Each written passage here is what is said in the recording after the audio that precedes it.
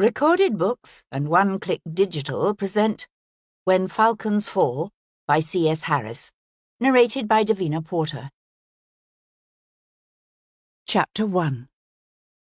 Ayleswick on Team, Shropshire, Tuesday, 3rd of August, 1813. It was the fly that got to him.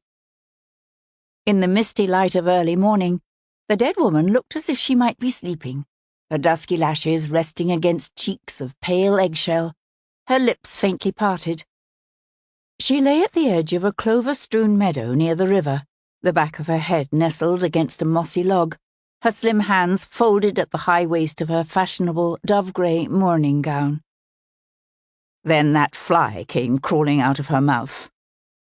Archie barely made it behind the nearest furze bush before losing the bread and cheese he'd grabbed for breakfast.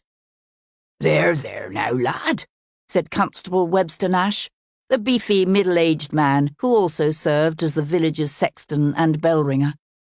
"No need to be feeling queasy. Ain't like there's a mess of blood."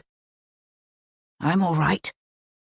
Archie's guts heaved again, and his thin body shuddered, but he swallowed hard and forced himself to straighten. "I'm all right."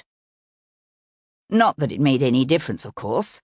He could say it 100 times, and word would still be all around the village by noon about how the young squire had cast up his accounts at the mere sight of the dead woman. Archie swiped the back of one trembling hand across his lips. Archibald Rawlins had been squire of Ayleswick for just 5 months. It was an honour accorded to his father and his father before him, on back through the ages to that battle-hardened esquire who'd built the grange near the banks of the River Team and successfully defended it against all comers. One of the acknowledged duties of the squire was to serve as his village's justice of the peace, or magistrate, which was how Archie came to be standing in the river meadow on that misty morning and staring at the dead body of a beautiful young widow who had arrived in the village less than a week before. "'Tis a sinful thing," said Nash, tusking through the gap left by a missing incisor. "Sinful for a woman to take her own life like this. The good book says, if any man defile the temple of God, him shall God destroy, for the temple of God is holy, which temple ye are. And I reckon that's as true for a woman as for any man." Archie cleared his throat. "I don't think we can say that yet, that she took her own life, I mean." Constable Nash let out a sound somewhere between a grunt and a derisive laugh as he bent to pick up the brown glass bottle that nestled in the grass at her side. "Laudanum," he said, turning the bottle so that the poison label faced Archie. "Emptied it, she did." "Yes, I noticed it." Archie stared down at the woman's neatly folded spencer. It lay to one side with her broad-brimmed, velvet-trimmed straw hat, as if she had taken them off and carefully set them aside before stretching out to— what? Drink a massive dose of an opium tincture that in small measures could ease pain, but in excess brought death? It was the obvious conclusion. And yet— Archie let his gaze drift around the clearing. The meadow was eerily hushed and still, as if the mist drifting up from the river had deadened all sound. The young lad who had stumbled upon the dead woman's body at dawn and led them here was now gone. The creatures of forest and field had all fled or hidden themselves. Even the unseen birds in the tree canopy above seemed loath to break the silence with their usual chorus of cheerful morning song. Archie felt a chill dance up his spine, as if he could somehow sense a lingering malevolence in this place, an evil, a disturbance in the way things ought to be that was no less real for being inexplicable. But he had no intention of uttering such fanciful sentiments to the gruff, no-nonsense constable beside him. So he simply said, "I think you should put the bottle back where it was, Nash." "What?" The constable's jaw sagged, his full ruddy cheeks darkening. Archie tried hard to infuse his voice with a note of authority. "Put it back exactly as you found it, Constable. Until we know for certain otherwise, I think we should consider this a murder." Constable Nash's face crimped. His small dark eyes had a way of disappearing into the flesh of his face when he was amused or angry. And they disappeared now. But he didn't say anything. "There's a viscount staying in the village," said Archie. "Arrived just yesterday evening. I've heard of him. His name is Devlin, and he works with Bow Street sometimes, solving murders. I'm going to ask for his advice in this." "Ain't no need to go troubling no grand London lord. I tell you, she killed herself." "Perhaps, but I'd like to be certain." Archie readjusted the tilt of his hat and smoothed the front of his simple brown corduroy coat. Standing up to the village's loud bullying constable was one thing. Archie had only to call upon some 600 years of Rawlins tradition and heritage. But approaching the son and heir of the mighty Earl of Hendon and asking him to help a simple village squire investigate the death of a stranger was considerably more daunting.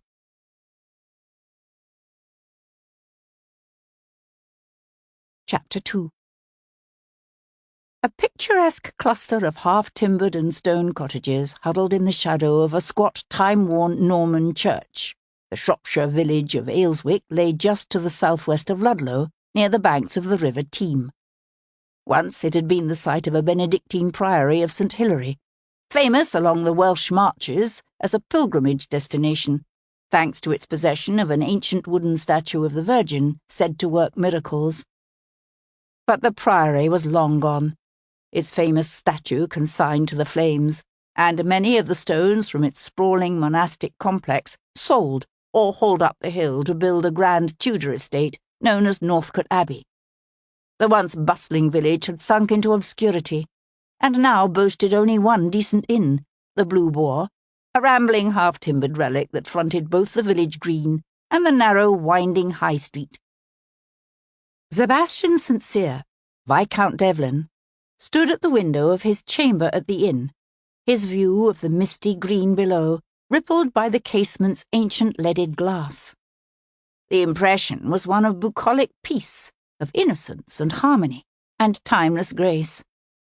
But Sebastian knew that all is often not as it seems, just as he knew that those who probe the secrets of the past risk hearing truths they might wish they'd never learned. He dropped his gaze to the mechanical nightingale he held in his hands. It had been purchased for an old woman Sebastian had never met, by a man who was now dead. And so Sebastian had come here, to the old woman's village, to deliver her dead grandson's gift. He heard the soft whisper of fine muslin skirts as Hero came to slide her arms around his waist and rest her dark head against his.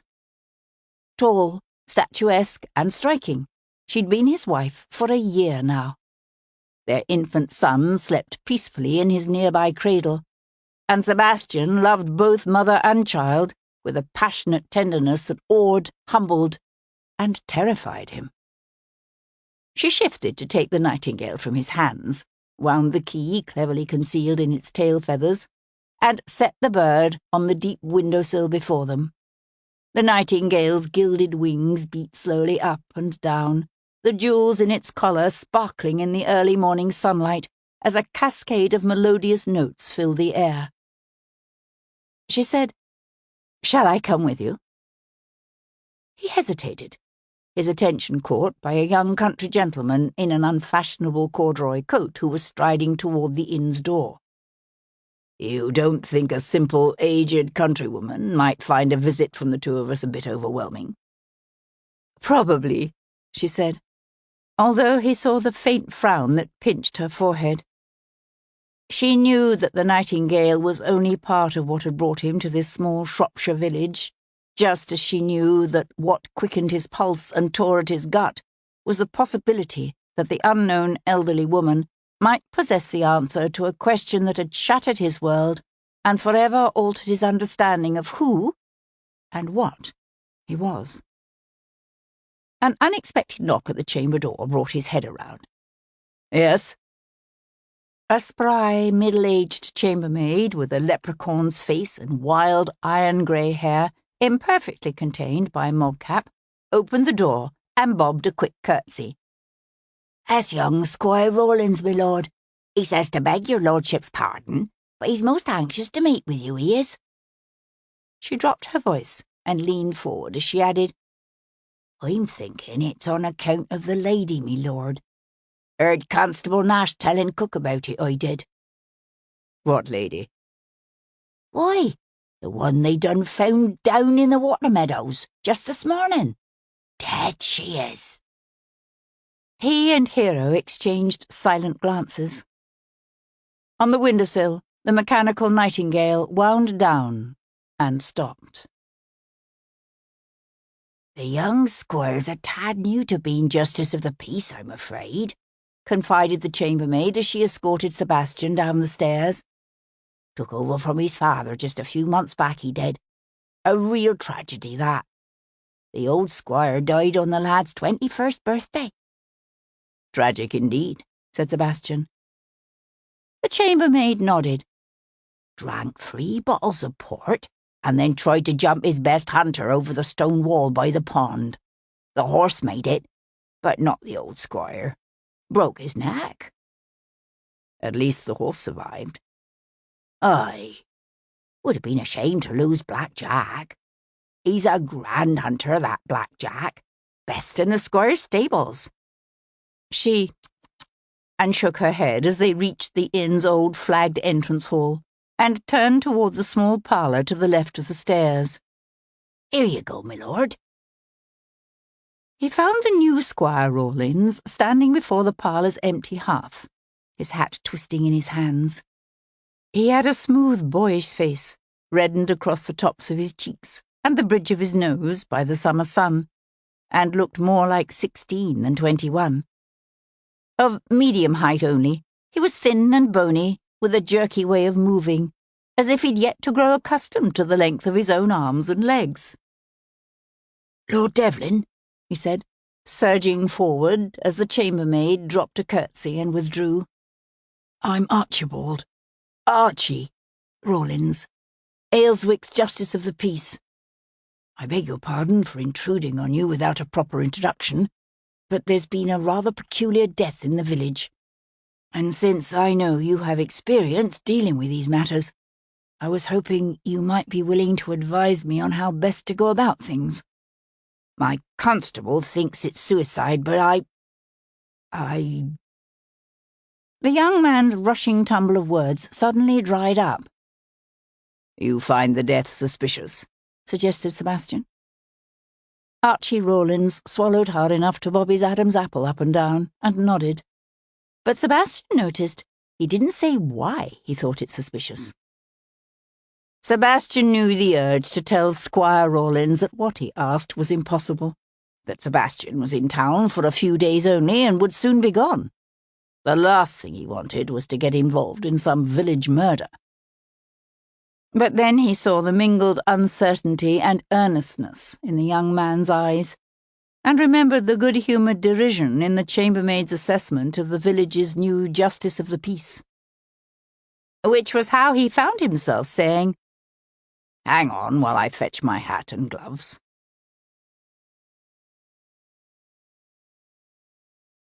Chapter 3. "Her name is, or I suppose I should say was, Emma Chance," explained the squire, as they followed a shady path that led from the far end of the high street down through a thick wood of oak and beech to the river. "She's a young widow, only arrived in the village last Friday." "She has family here?" asked Sebastian, treading carefully along a slippery stretch of the footpath, deep in the shadow of the trees, and still muddy from a recent rain.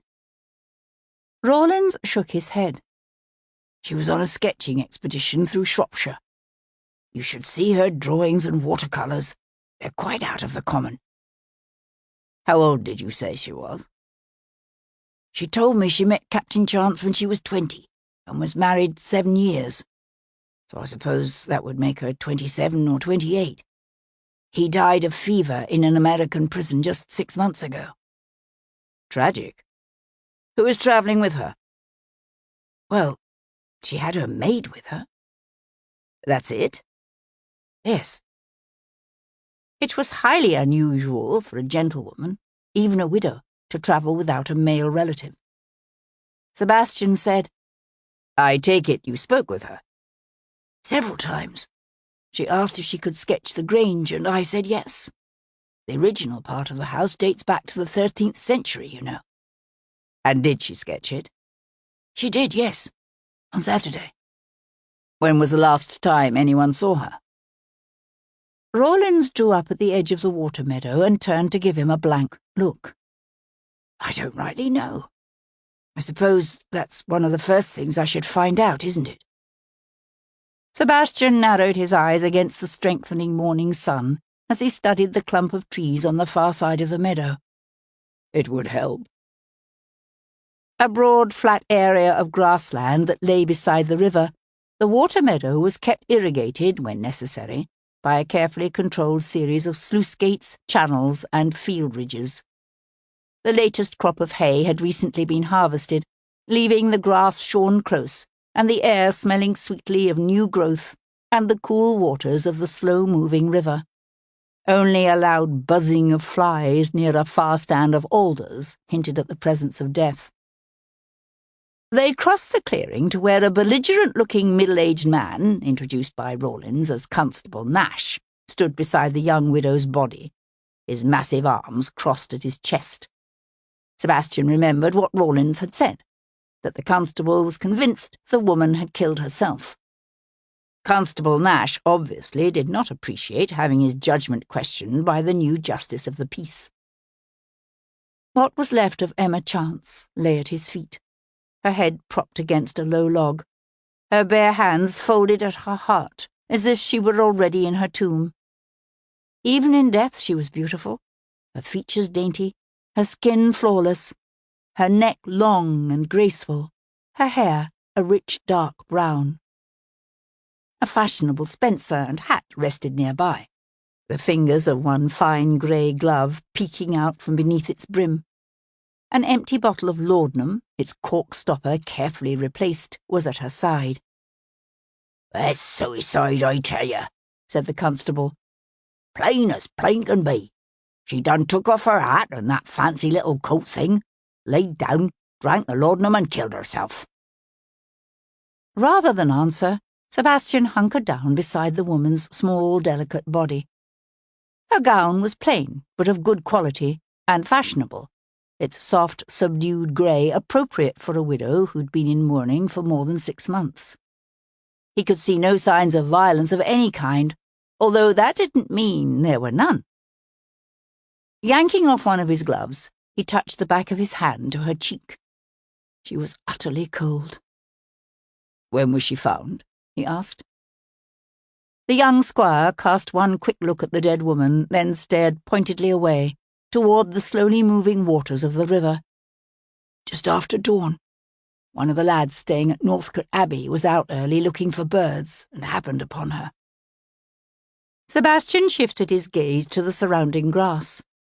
The close-cropped stalks were visibly crushed in places, but the ground was slightly elevated here, and too hard and dry to show the footprints of those who had trod it. And he found himself staring at the dead woman's feet, just visible beneath the hem of her gown. She wore half-boots made of fine, soft kid, relatively clean, except for some dust on the toes. He rested one forearm on his thigh as he felt a slow, familiar anger begin to build within him. For a beautiful young widow to be so overcome by a vortex of grief, desperation, or guilt as to take her own life was tragic. But for someone to steal that life away without her consent was an abomination. He said, Is there another path she could have taken to get here besides the one we followed? Well, I suppose she could have come along the river bank, but it's awfully muddy at the moment. Then you were right, said Sebastian. She was murdered. What? Bellowed the constable, his features twisting with outraged incredulity. What are you talking about? Why, the laudanum she took is right there. Sebastian shook his head. Easy enough to kill a woman and leave an empty bottle of laudanum at her side. Rawlins swatted at a fly crawling across his eyes. But how can you tell she was murdered? Look at her feet. I don't understand. Look at your own feet. The squire stared down at his serviceable brown-topped boots, their soles heavily caked with muck from the path through the woods. There's no mud on her shoes. That means she couldn't have walked down here by herself. Is that what you're saying? Sebastian nodded. Judging from the stiffness of the body, he suspected she'd been dead a good 12 hours or more, but he was no expert. If they'd been in London, he'd have asked to have her remains sent to Paul Gibson, a former regimental surgeon who was a genius at teasing out the secrets of the dead. But they weren't in London. Do you have a doctor capable of performing an autopsy? He asked. The squire swiped at the fly again. Dr. Higginbottom's done them in the past. I'll get one of the men from the village to help Nash carry her there. Is he any good? I suppose so, although I don't actually know for certain. The younger man's lips parted, his eyes widening as a new thought seemed to hit him. Oh, Lord, I can't believe this. Why would anyone from around here want to kill a stranger? Where was she from? Rawlins shook his head. I don't believe I ever heard her say. I take it she was staying at the Blue Boar. Rawlins nodded. It's the only place hereabouts suitable for a woman of quality. Sebastian rose to his feet. Perhaps the innkeeper will be able to tell us more about her. The keeper of the Blue Boar was a gnarled little man named Martin McBroom. He had bushy side whiskers and a full head of ginger hair that curled exuberantly and was slowly fading to white. Peering over the top rim of a pair of thick spectacles perched on the end of a bulbous nose, he shifted his watery gaze from Sebastian to the young squire and back again. You're saying it was Mrs. Chance they found down by the river? His voice rose to a high-pitched squeak. Oh, bless us! The poor lady! The poor, poor lady!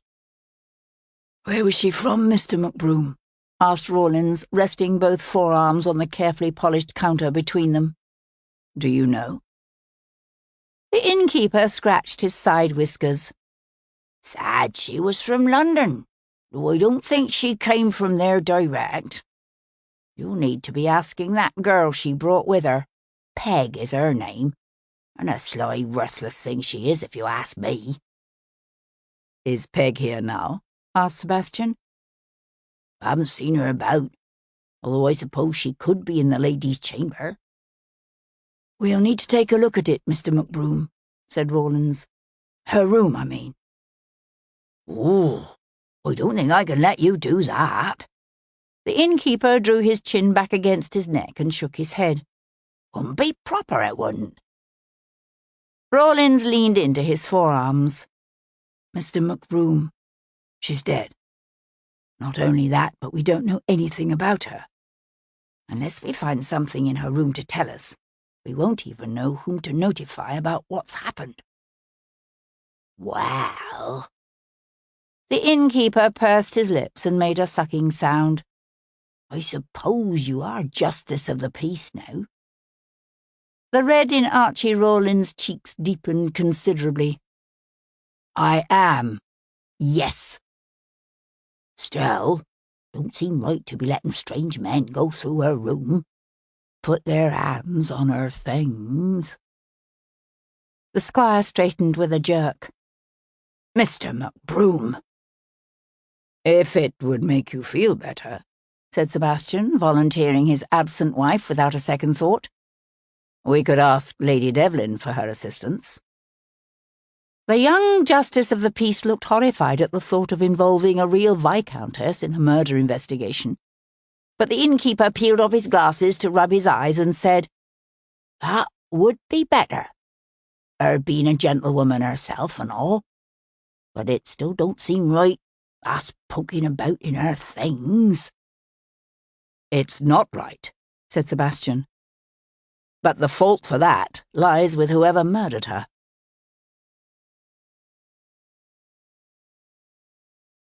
Chapter 4. Hero Devlin sat on a rustic stone bench at the edge of the broad village green, an open notebook balanced on one knee, her 6-month-old son, Simon, on a rug spread on the grass at her feet. The strengthening sun had burned off the morning mist, and she was grateful for the dappled shade cast by the spreading chestnut tree beside them. The air was sweet and clean and filled with cheerful birdsong, and she found herself smiling. For the moment, Simon was content to play with his toes and chatter happily at these fascinating appendages, which left his mother free to draw up the outline for a new article she was planning. She'd been born Miss Hero Jarvis, daughter of Charles, Lord Jarvis, the ruthlessly brilliant king's cousin who loomed as the acknowledged power behind the Hanover's wobbly dynasty. Standing nearly 6 feet tall and possessing an education typically given only to sons, Hero was, in her own way, as ruthless as her father. But her radical philosophies were of the kind that gave Jarvis fits. There'd been a time, not so long ago, when she'd been determined never to become any man's wife, determined to dedicate her life to challenging the brutal social injustices that characterized their society. A chance encounter with a certain handsome, dangerous viscount had altered her attitudes toward marriage, but her passionate dedication to her cause had never wavered. For the past year, she had made the study of London's poor her special project. Now, a summer spent travelling between Devlin's manor, down in Hampshire, and several of Jarvis's estates, had stimulated an interest in the effects of the enclosure movement on England's poor. She was focused on scribbling a series of questions to investigate when she became aware of Devlin walking toward her, the morning sun glazing his fine-boned face with a rich golden light. "That didn't take long," she said, as he drew nearer. He shook his head. "It's only just begun, I'm afraid." She felt the earlier surge of carefree joy seeping out of the day. So the young squire was right. It was murder. "Yes." Dear God. He bent to pick up their son, the sombre lines of his face relaxing into a smile as Simon squealed with delight. For a moment he held the child close. Then he looked over at her. "You're working." It was one of the things she loved about him, that he respected the work she did, that he respected her mind, her talents, her opinions. "Just jotting down ideas." She closed her notebook. "Why?" "I need your help." Emma Chance had occupied a corner chamber overlooking both the village green and the high street. Low-ceilinged, with walls papered in a cheery floral pattern, it was furnished with a heavy, old-fashioned oak-framed bed hung with blue linen, a single chair, a washstand, and a nightstool behind a carved screen, and a clothes-press so ancient it looked as if it might be original to the inn. At the foot of the bed rested a new-looking trunk and a pair of tapestry slippers, a lightweight hooded cloak and a sprigged dressing gown hung from hooks near the door. Although he knew it was something that had to be done, Sebastian still found himself hesitating at the chamber door. The sense of intruding on a private space was strong, and he couldn't help thinking that just yesterday Emma Chance had left this room expecting to return to it in a few minutes, or at most a few hours. She could never have imagined strangers coming here after her death, to inspect her most private possessions, to analyze everything in a desperate search for clues as to exactly who she was and who could have wanted to kill her. And he found himself grateful that Hero had been able to leave Simon with his nurse Claire and come here with them. McBroom was right.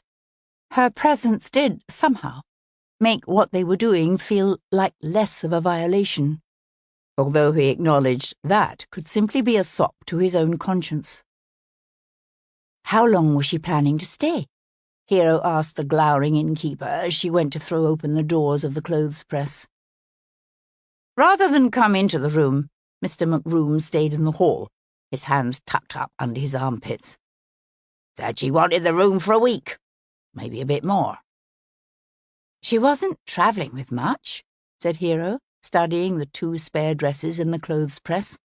A sturdy grey carriage dress trimmed with black piping, and a simple black morning gown. The drawers below held 2 nightdresses, a pair of soft leather shoes, clean undergarments, and several pairs of black stockings. And? Asked Sebastian. This was the other reason he was glad to have Hero with them. As a woman, she could evaluate Emma Chance's possessions in a way he never could. The carriage dress is nicely made and looks quite new, as if it's only been worn once or twice. The other things are also nice, but with the exception of the black stockings, they're not new. The morning gown is an older muslin dress she probably dyed black when her husband died. How long did you say she'd been widowed? 6 months, said Rawlins. He'd positioned himself just inside the door, his hands thrust into the pockets of his coat and his shoulders hunched. He was obviously feeling as awkward and out of place as Sebastian. How sad, said Hero. She moved to study the array of objects spread across the top of the bedside table and washstand. A small embroidered silk sewing kit that opened to reveal dainty scissors, a thimble, thread and buttons, a simple wood and silk fan painted with blousy pink roses, a silver hairbrush and comb, a toothbrush and tooth powder, a half-empty bottle of rosewater, a bar of rose-scented soap. She obviously liked roses, said Hero, studying the rose-encircled initials on the back of the hairbrush. E.C. This is new, too. So is the trunk, said Sebastian. He watched his wife walk to the centre of the room, then frown and turn in a slow circle. What is it? You said you found a spencer, a hat and gloves lying beside her. What about her reticule? Sebastian looked at Archie Rawlins. Both men shook their heads. So where is it? Said Hero. Perhaps it's in the trunk, suggested the squire, going to throw open the lid. But the trunk was empty, except for an assortment of pencils and charcoals, a small paint box, and a sketchbook. Ah, said Rawlins. I wondered where that was. He laid the sketchbook on the counterpane and opened it to reveal a pencil sketch of Mr. Martin McBroom, hunched behind his counter, his spectacles perched on the end of his nose, his chin pulled back in a heavy scowl. Why, it's me, said the innkeeper, venturing closer. It's good. Don't you think it's good? He asked, glancing around at the others. It is. Very. Sebastian flipped the page. The next portrait was of Archie Rawlins, looking wide-eyed and eager, but a touch unsure of himself. Emma Chance had been more than simply adept at capturing her subjects' likenesses. She'd also possessed a rare gift for discerning and conveying the subtle nuances of personality and character.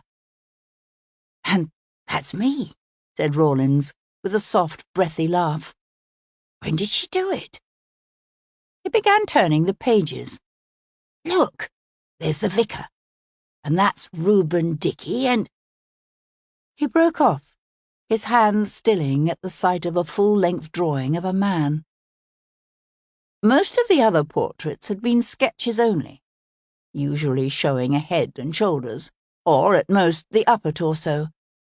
But this was a full-length careful rendering in charcoal of a man turned as if to look back at the artist, his wavy dark hair cut low across his forehead, his nose long and slightly arched, his gently moulded lips and cleft chin painfully familiar. Good heavens, said Hero. It's Napoleon.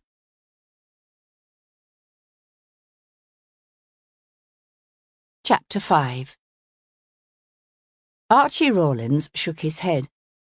No, but it is his younger brother, Lucien Bonaparte. He's here, you know. He and his family are staying out at Northcote Abbey." Hero stared at him. "Napoleon's brother is here?" Rawlins nodded. "Has been for more than 2 years now. Well, not in Ayleswick-on-Team all that time, but in the area."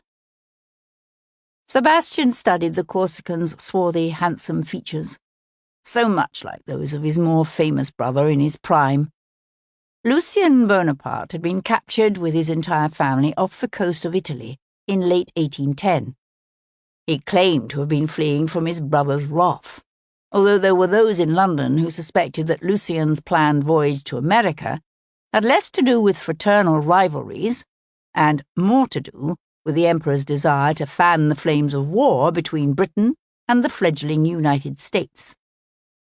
They could never quite get over the fact that, as president of the Council of 500, Lucien had played a vital role in elevating Napoleon to power. "They were in Ludlow at first," Rawlins was saying. "Then Bonaparte bought an estate just to the east of here, near Worcester. I've heard they're having some repairs done on the house this summer, which is why they're staying with Lady Seton." The squire hesitated. "It was Bonaparte's son Charles who found Emma Chance's body this morning." "How old is he?" 10, I believe." Rawlins turned the page to reveal another sketch, this one of an open-faced, half-grown boy, his expression rapt as he watched an oriole take flight from a nearby tree branch. "That's him. Crazy about birds, he is. That's what he was doing down at the river this morning, looking for birds." "Poor lad. "Must have been a shock," said Hero. Martin McBroom crinkled his nose and let his breath out in a harsh expulsion of air. "Psst, he's a Bonaparte, nephew to the beast himself. Ain't no cause to go feeling sorry for him, my lady. Save your pity for the millions who've died because of that lot." Sebastian flipped quickly through the remaining pages. The book contained nothing except portraits, followed by blank pages. He looked up. "You said Emma Chance was on a sketching trip through Shropshire?" Rawlins nodded. "That's right. She was drawing all the historic buildings around here. The church, the priory ruins, old houses, everything." "So why are there only portraits in this book?" "I can't imagine. I know for a fact she drew the Grange. She showed me. She must have had another sketchbook." Sebastian's gaze met Hero's. "Where is it?" They searched the room again, so thoroughly this time that Martin McBroom finally wandered off, muttering beneath his breath. After a while, Hero heard Simon howling and went to see what he was fussing about. And still Sebastian and the young justice of the peace searched. But neither the dead woman's second sketchbook nor her reticule was anywhere to be found. "She must have had them with her when she was killed," said the young justice of the peace, slumping into the worn ladder-backed chair and scrubbing his hands down over his face. "Probably," agreed Sebastian. "So then the question becomes, why didn't the killer leave them to be found with her body?" A step in the hall brought Sebastian's head around. A mousy, painfully thin woman appeared in the doorway, her hands twisting in her apron. She looked to be in her late 20s or early 30s, her face sharp-boned, her pale grey gaze shifting uncertainly from Sebastian to Archie Rawlins, and back again. "Mr. McBroom says there's a justice of the peace who's wishful of speaking to me about Mrs. Chance." Rawlins scrambled to his feet. "I'm the justice of the peace. You're Peg, Emma Chance's Abigail?" "Yes, sir." The Abigail dropped a quick curtsy. "Peg Fletcher, sir. Only I don't rightly know how much I can tell you about the lady. Haven't been with her above a week, I haven't. She hired me in Ludlow, right before she come here." The young squire glanced at Sebastian, who said, "Who recommended you to her?" "I suppose you could say I recommended myself. I was working at the Feathers where she was staying. Offered me a whole £5 to come here with her and be her lady's maid, she did. Said it was only to be for a week or two, though I wasn't supposed to let on to nobody that she'd only just hired me. The Abigail sucked her lower lip between her teeth. Now that she's dead, I reckon it's all right to tell, ain't it? You must tell us everything you know about her, said Rawlins. Peg stared at him, her eyes wide in a plain, colourless face. I don't know nothing about her. Truly I don't. Archie Rawlins threw Sebastian a helpless glance. Sebastian said, Did she ever talk to you about her life? Where she came from? Her family? That sort of thing. Peg screwed up her face in thought for a moment, then shook her head. No, sir. I don't recollect ever hearing her talk about nothing like that. She weren't one to chatter the way most ladies do. When did you see her last? Yesterday afternoon, sir. She said she was going out sketching and probably wouldn't be back till near sunset. Rawlins looked horrified. Yet you didn't become concerned when she never reappeared? The Abigail took an uncertain step back. Well, I suppose I did. A bit, I mean. I thought it peculiar. But how was I to know what was usual for her and what wasn't? When it started getting dark and she still hadn't come back, I went to bed. I reckoned if she wanted me, she'd get me up. And this morning, said Sebastian. Peg shrugged. I figured she must be having a bit of a lie-in. Stands to reason, don't it, if she'd been out late? Again she glanced from Sebastian to Archie, as if seeking approval, or at least understanding for her behaviour. Sebastian studied the woman's pale, frightened face. You said she went out sketching yesterday afternoon. Do you know what she did yesterday morning? Well, she said she was going to draw the church, but whether she did or not, I can't rightly say. She was always sketching. Peg sucked in a deep breath and set her jaw. The thing I wants to know is, now that she's dead, how am I to get back to Ludlow? I'm afraid you won't be able to go anywhere for a few days, said Rawlins. At least, not until after the inquest. She stared at him. But how am I to eat? Who's going to pay my reckoning here at the inn? Her voice rose to a panicked pitch. How am I to get the £5 what's owed me? It was obvious from the expression on Archie's face that he had never given a moment's thought to the predicament faced by a servant left destitute and far from home by the unexpected death of a mistress. Well, I suppose we can consider your claims against Mrs. Chance's estate after the inquest. In the meanwhile, I'll have a talk with Mr. McBroom. Peg looked doubtful. Sebastian said, Can you tell us anything at all about Emma Chance? Anything that might help make sense of what happened to her? Peg's eyebrows drew together in a wary frown. I don't know what you mean. What was she like as a mistress, for instance? Was she harsh, demanding? Oh, no. She was right kind, she was. Always saying please and thank you whenever I did anything for her. And she was never one for putting on grand airs the way some do. Yet you've no idea where she came from? Asked Archie. The Abigail shook her head. She was more'n a bit secretive, if you know what I mean. Secretive? About what? About everything. If you ask me, there was something avy-cavy about her, for all she was so nice. There was more than once I found myself wondering if I made a mistake agreeing to come here with her. Why's that? Asked Sebastian. Well, for one thing, I wouldn't be surprised if her real name ain't something other than what she claimed it was. Good Lord, said Archie. What makes you think that? She didn't answer to it natural-like. Not the way a body does with their own name. And there was one time I asked her something about Captain Chance, and she acted like she didn't know who I was talking about. Weren't till I said, "I mean your late husband, ma'am," that she twigged what I was saying. Acted right peculiar, she did. Mind you, I've no notion what her real name was, but it's pounds to a penny that it wasn't Emma Chance.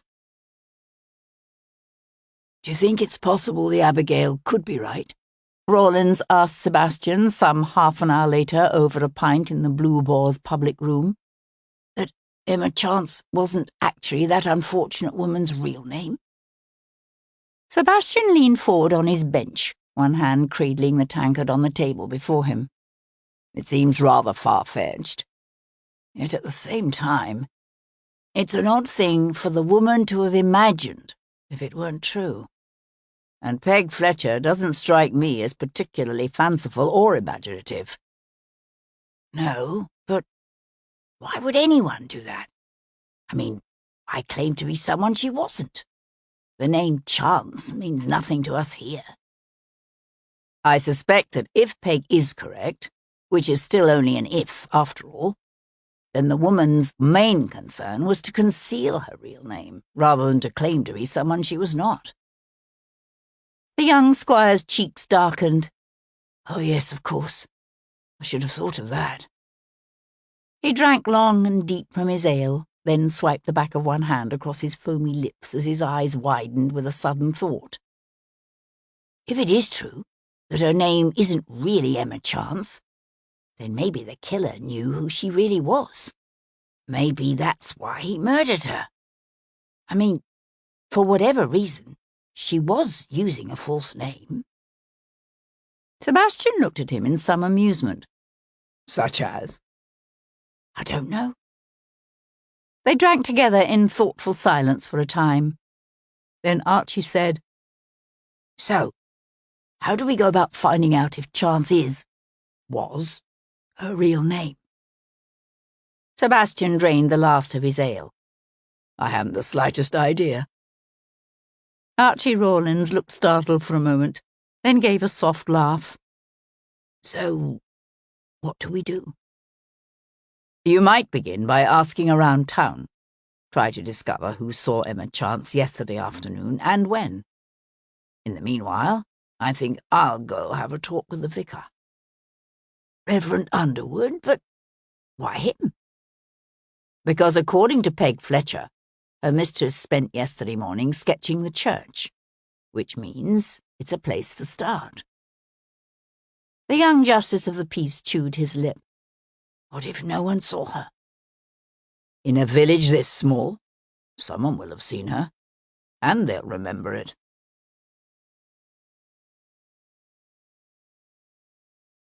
Chapter 6. The aged, golden-hued sandstone church of St. Thomas was nestled into the side of the hill overlooking the village green and High Street. Reached by way of a narrow lane that climbed past the Blue Boar and a rambling vicarage, the church boasted a bulky western tower pierced by twin round-topped windows, almost as small as arrow slits, and a side porch with a gabled roof, and a strong nail-studded door that suggested the church had been built as much for defence as for worship. The vicar of St. Thomas's was a tall, lanky man in his late 40s, his straight black hair thinning with the passage of the years, his sky-blue eyes fanned by laugh lines. He had a way of wincing when he touched upon painful subjects, and he winced as he spoke of Emma Chance, his breath easing out in a long sigh. "She was in the churchyard when I first saw her, studying one of the old family crypts near the apse. You know what she said when I went to ask if I could help her? She said, 'Oh, thank you, but I'm not looking for anyone in particular. I simply enjoy reading old tombstones. I like to imagine the lives of the people whose names are engraved there, and think about the love they must have had for each other. Husbands for wives, mothers and fathers for children.'" The Reverend Benedict Underwood sighed again and shook his head. "That poor woman. The poor, poor woman." Sebastian had come upon the vicar planting sprigs of rosemary near the lich gate. He'd apologized for his dirty hands and pushed quickly to his feet when Sebastian introduced himself. But Sebastian found he had no need to explain the reason for his visit.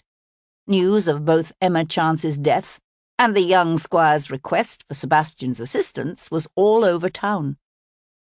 "What day was this?" asked Sebastian. "Friday, I believe. She'd only just come to the village." "Could you show me which tomb she was looking at?" "Yes, of course. It's this way." They turned toward the sunken path that ran along the side of the nave. The churchyard was surprisingly vast and crowded, given the small size of the village. But then Sebastian reminded himself that Ayleswick had once been a much larger place. "Did she come here again yesterday to sketch the church?" The Reverend walked with his dirty hands held awkwardly out at his sides. "She did, yes, in the morning." "You saw her?" "I did, when I was on my way to visit old Jeff Cook. He's not well, I'm afraid." "What time did she finish, do you know?" "Sorry, no. She was gone by the time I returned." "And when was that?" "About 11:30, I should think." "Did you speak to her at all?" "Yesterday morning, you mean?" "Only briefly. I believe I called out, 'Lovely day, now that the rain has cleared,' and she looked up and smiled." The Reverend shook his head and let loose another of his soulful sighs. "She was such a charming, polite young woman. Not at all forward or fast in the way one might expect, given the somewhat unorthodox nature of her reason for visiting the village." "Her sketching expedition, you mean?" Underwood pulled a face. "Yes. Not the sort of thing I'd care to see one of my own daughters doing, if I had daughters, which unfortunately I do not." "Did she ever say anything to you about her family?" The Reverend looked thoughtful. "Not that I recall, no, although she may have said something to Mrs. Underwood." "Your wife spoke to her?" "Oh, yes. She came to the vicarage for tea." "Did she happen to mention where in London she lived?" "Was she from London? I don't believe she ever said, actually. We mainly spoke of the village. She was most interested in the history of the place. It makes sense, I suppose, given her interest in our historic structures." Sebastian stared up at the heavy stonework of the church's ancient Norman tower. "Did this used to be part of the old monastery?" "Oh, no. St. Thomas's has always been a simple parish church. What's left of the old Benedictine priory lies to the west of the village, beside the stream that now feeds the mill pond. It was quite a magnificent place in its time, and the ruins are well worth a visit, if you've the chance." The Reverend hesitated. "You're certain? I mean, you're quite certain it's murder?" "I'm afraid so." The vicar sucked in a pained breath. "Well, for the sake of Emma Chance's soul, I must be grateful to know that she did not take her own life. But the realization that someone living amongst us, one of our own, killed her, well, I can't deny it's disturbing. Most disturbing. Although I suppose it is possible she was killed by someone passing through." Sebastian doubted it, given the elaborate way Emma Chance's body had been arranged to give the impression of suicide. But all he said was, "I suppose it's possible." "Here we are," said the vicar, as they paused beside a weathered mausoleum engraved with the name Baldwin. "It was the Baldwins who built Maplethorpe Hall to the east of the village. They died out toward the end of the last century." Sebastian studied the lichen-covered, neglected tomb. According to the inscription, the last burial was of a middle-aged man, John Baldwin, who died just 3 weeks after his wife Alice in 1788. Their daughter, Marie, had died 6 months earlier at the age of 18. Was it simple curiosity that had drawn Emma Chance to this tomb? Sebastian wondered. Or something more telling? He glanced over at the vicar, who was now surreptitiously wiping his dirt-covered hands on a handkerchief. "Do you know an elderly woman named Hetty Kincaid?" The vicar's eyes widened slightly. "Yes, of course. She's one of my parishioners. Although not," he added ruefully, "as devout as one might wish." "Where does she live?" "She has a cottage up the road from the Blue Boar, right before you come to the mill stream and the footpath that leads to the Priory ruins. She's blind, you know, has been for years, although until this spring I'd have said she was in fairly good health." "What happened in the spring?" "Her grandson died down in London. He was something of a favourite with her, and his death hit her right hard." The vicar tucked away his handkerchief. "Surely you don't think Hetty could have something to do with this killing?" "No, not at all. My interest in her is purely personal. I knew her grandson, and I brought her something he wanted her to have." "Ah, well, she'll be glad to receive it, no doubt. She's had a hard life, I'm afraid. Buried 3 husbands and a good half-dozen children, not to mention a shocking number of grandchildren." The vicar paused, his lower lip bunching and protruding as he stared thoughtfully at Sebastian. "You say you knew Jamie Knox?"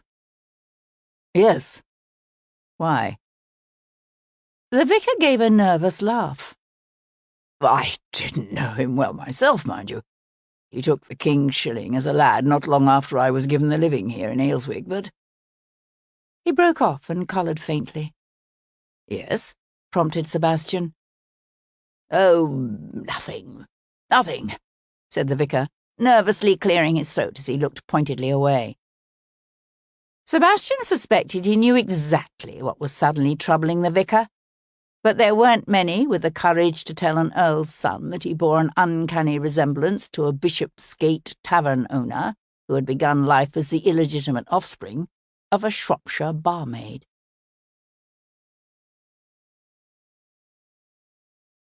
Chapter 7.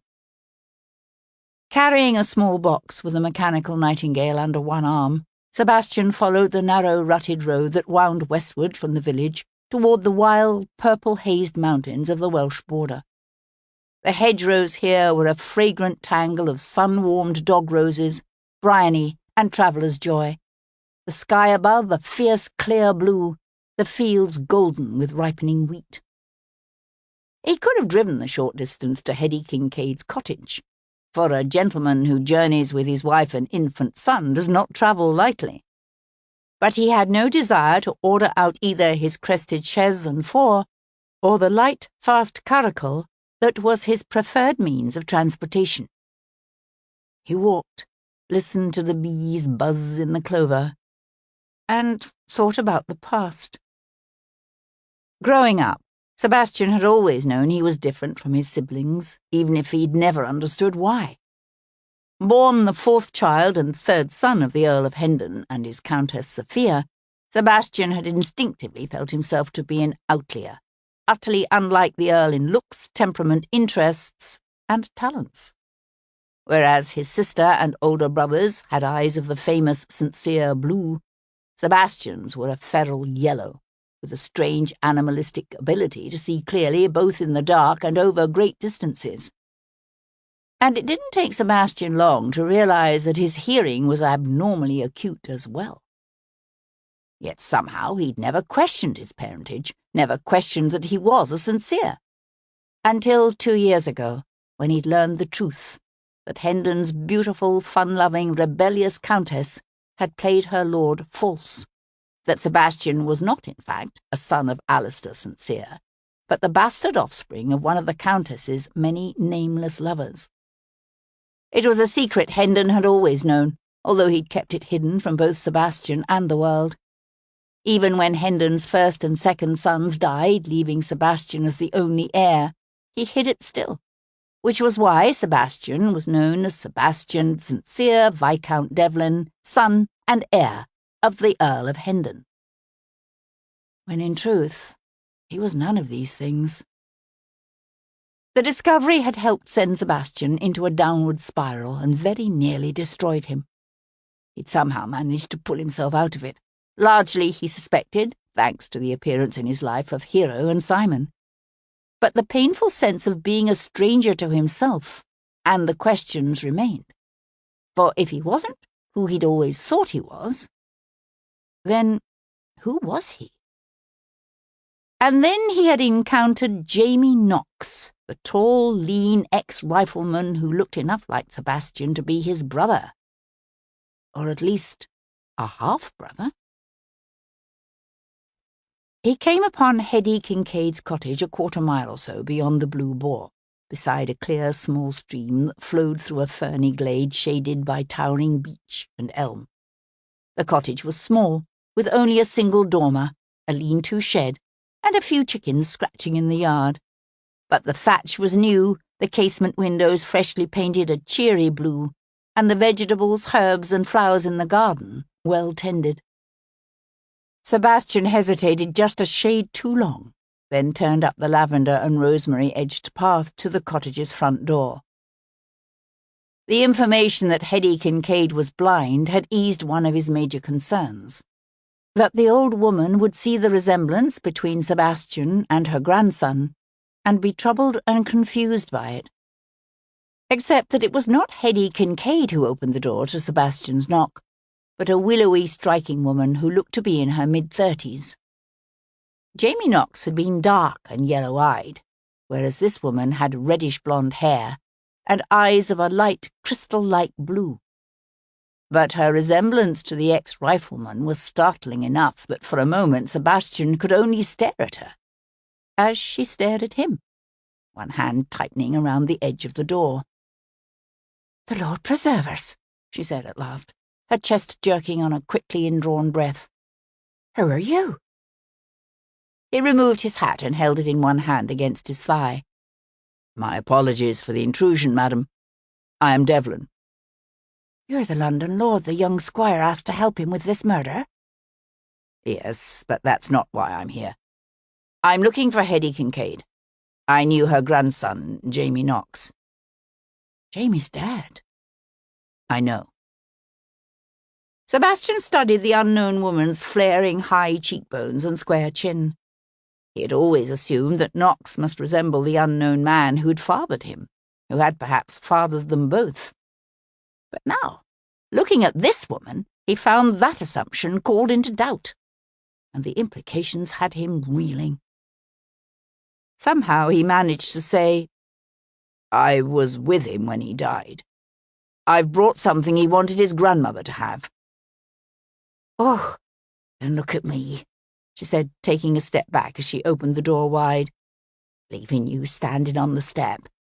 I beg your pardon, my lord. Please come in." Ducking through the low doorway, he found himself in a small room that served as a combination living area, dining room, and kitchen. A curtain half hid a bed in a small alcove, while steep stairs led up to an attic loft above. The ceiling was low, the room cramped, but the uneven flagged floor was cleanly swept, the walls newly whitewashed. And it occurred to Sebastian that Knox must have been sending money back to Shropshire to help the family he'd left behind. An elderly woman sat on one of the old-fashioned high-backed benches at a trestle table drawn up before the smoked-blackened stone hearth. Her hair was snow-white, her weathered, aged face crisscrossed with deeply etched lines. But her frame was still robust, and though she stared straight ahead with milky white eyes, she was busy snapping peas in a bowl she balanced on her lap, her fingers moving easily with a lifetime of practice. "Nan," said the younger woman, raising her voice slightly as she went to crouch beside her grandmother and lay a hand on her arm, "here's a Lord Devlin to see you, from London. He knew Jamie." The woman's fingers stilled at their task, her head turning toward Sebastian, even though she could not see him. and he watched a breath of sadness waft across her features at the mere mention of her grandson's name. Once, Sebastian thought, she must have been a handsome woman. He could trace quite clearly in her strong-boned face and faintly cleft chin the image of her dead grandson, and it occurred to him that the ways in which Jamie Knox had differed from Sebastian, he had resembled these two women. "You knew Jamie," she said, her voice still strong and unquavering, and he found himself wondering how old she was, this woman who had buried 3 husbands and countless children and grandchildren. "I did, yes," said Sebastian, coming to take the seat indicated by the younger woman. "I have something he brought for you the very day he died." The younger woman lifted the bowl of peas from her grandmother's lap, so that Sebastian could place the box in her gnarled, work-roughened hands. "For me?" she said in wonder, as she lifted the box's lid and reached inside. He watched her fingers move deftly over the bird's beak, its jewelled collar and gilded wings. "There's a key hidden in the tail feathers," he explained. "It's mechanical." She lifted the nightingale clumsily from its box, feeling for the key, as her granddaughter moved to help her. "Here," said the younger woman. She wound the key and set the bird on the table beside them. The familiar, joyous melody filled the small cottage. "It's beautiful, Nana, and it looks just like a nightingale." The old woman sat motionless, listening to the gracefully flowing notes, moisture glistening in her sightless eyes as the bird slowly wound down. "I've always loved nightingales," she said, her voice cracking as she reached up one bent knuckle to wipe away a tear that threatened to fall. "Did he truly buy it from me?" He did, yes. She nodded and swallowed hard. He was an amazing lad, so bright and quick. Had the eyesight of a hawk and the hearing of a bat. Never seen anything like it. Sebastian was aware of the younger woman's gaze upon him, but said nothing. The abnormal acuteness of their senses was something else he and Knox had had in common. "He was a rifleman, you know," said Hetty Kincaid proudly. "Best shot the army ever had, I reckon." "Yes," said Sebastian. He cleared his throat, but his voice was still husky as he asked one of the questions he had come here hoping to have answered. "Did he get his eyesight and hearing from your daughter?" "Oh, no. No one else in our family has such gifts. Not even Jenny here. And she's his twin." Sebastian looked at the younger woman and felt the skin stretch oddly taut against the bones of his face. For if Jamie Knox had in truth been Sebastian's half-brother, then that would make this self-possessed, vaguely hostile woman Sebastian's half-sister. "Must have come from his da, I always figured," the old woman was saying. "Whoever he was, my girl Eleanor is Mama. She died not long after the babies was born, poor child. It was too much for her carrying the two of 'em. Maybe if she'd lived, she could have said who their da was. But that weren't the way it turned out." It fit with what Knox had once told Sebastian, but the disappointment was still intense. He said, "Jamie told me his mother worked at the Crown and Thorn in Ludlow." "Aye? She had a row with her stepdad and took off after he found out she was in the family way." The old woman's face tightened as if with pain. "Maybe if she'd have stayed, she wouldn't have died." He watched Hetty's fingers slide slowly over the now silent bird, her face quivering with emotion. She said, "I've always loved nightingales. I didn't realize Jamie knew it. And to think he remembered it all these years." "He was planning to come see you," said Sebastian.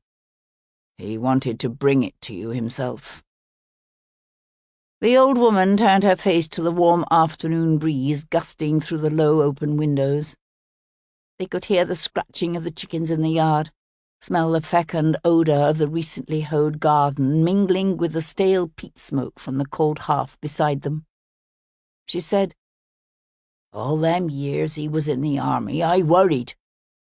Worried he was going to die of fever in some god-forsaken foreign outpost or get blown to bits in battle and lie forever in an unmarked grave. Never thought he'd get himself shot in London." "He died quickly," said Sebastian, although it was a lie. The sucking wound in Knox's chest had taken nearly an hour to kill him. "He didn't suffer." The old woman nodded, her fingers finding the mechanical bird's key. She wound it wordlessly, and the nightingale's gilded wings lifted up and down again as it poured forth its sweetly haunting melody. Sebastian drew an envelope from his pocket and laid it beside her. "He also wanted you to have this." He pushed to his feet as her hand shifted to the envelope and the banknotes it contained. "If there's anything else I can do," he said, "please don't hesitate to let me know." Jenny walked with him to the door, but stopped him on the threshold by saying quietly, "Is it true? Did Jamie die quickly?" He met her frank, level gaze, but all he said was, "Quick enough." She blinked. "Why did you come here? Truly?" He glanced back at the old woman, who now sat unmoving, staring blindly into space. "The man who shot your brother mistook him for me. He died because he looked like me." Jenny's nostrils flared on a quickly indrawn breath. "That's why you gave my grandmother money? You think in some way it makes up for the death of my brother? Well, it doesn't." "No," agreed Sebastian. The hostility emanating from her was as stark and powerful as it was inexplicable, and he wondered if her antagonism was provoked by him personally or by everything he represented, socially, economically, and culturally. He said, "Miss Knox." She shook her head. "It's Jenny Dalrymple. My husband's Alex Dalrymple." She said it as if the name should mean something to him, although it did not. She tipped her head to one side. "Jamie wrote to me about you. Said he'd met a grand lord who looked enough like him to be his brother. He thought maybe your father, the Earl of Hendon himself, might be our father.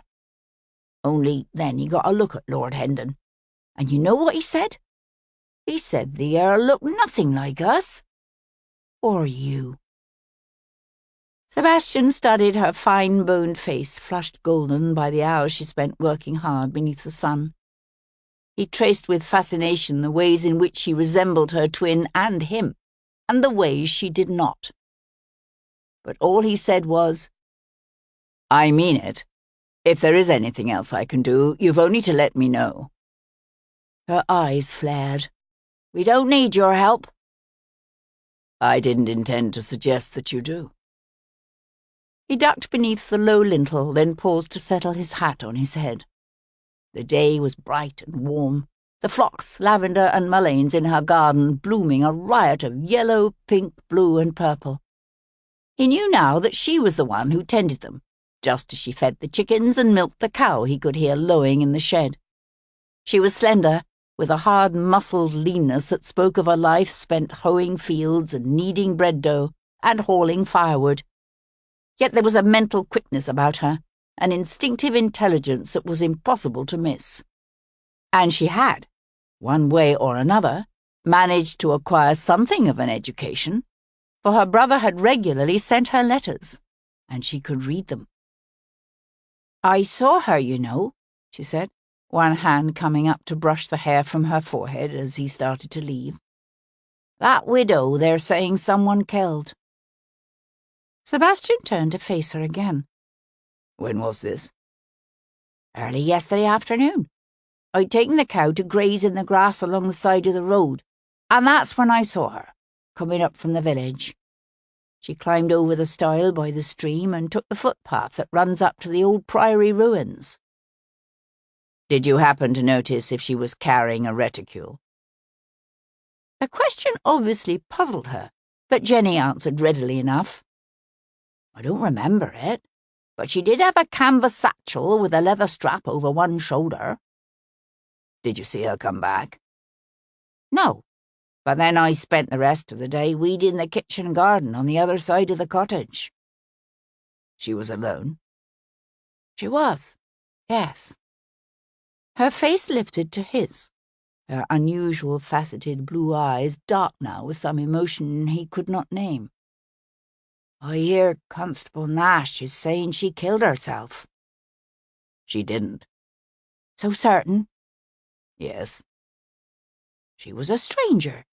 Why would anyone from around here want to kill her? I haven't figured that out yet. Who do you think could have done it? She gave him a wary look, as if she suspected him of trying to lead her into a trap. Me? What do I know of such things? You know the people around here. He thought she might deny that anyone in the village could be a killer. Instead, she looked thoughtful for a moment, then said, If anyone did it, I'd say it was probably Reuben, the widow Dickie's simple-minded son. Sebastian recalled one of Emma Chance's portraits, of a round-faced, vacuous-looking man, with small, wide-set eyes and a mouthful of oddly spaced teeth. What makes you suspect him? He's always creeping about, peeping in folks' windows, particularly if it's a house with women living alone. He ain't right in the head. Where would I find him? He hangs about the village green most of the time. Likes to sit on the step of the pump house. Although the truth is, you never know where he's going to pop up. Sebastian doubted that anyone simple-minded could be either cunning or resourceful enough to carefully stage a murder to look like suicide. But he knew that people often treated the simple-minded as if they weren't there, as if they couldn't hear what was said or see what was done or remember it. Which meant that Reuben Dickie sounded like someone Sebastian ought to speak to.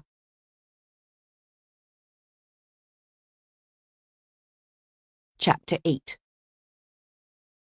Roofed with lichen-encrusted slate, its paving stones worn shiny by centuries of passing feet, Ayleswick's pump house stood near one corner of the village green. Its sides were open, the roof supported by dark old beams that rested on weathered columns of large, square-cut stone blocks.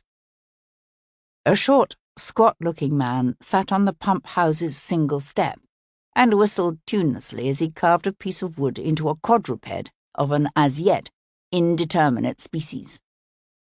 The man had lank, greasy brown hair, and a wide, flat face that remained emotionless as he watched Sebastian walk toward him.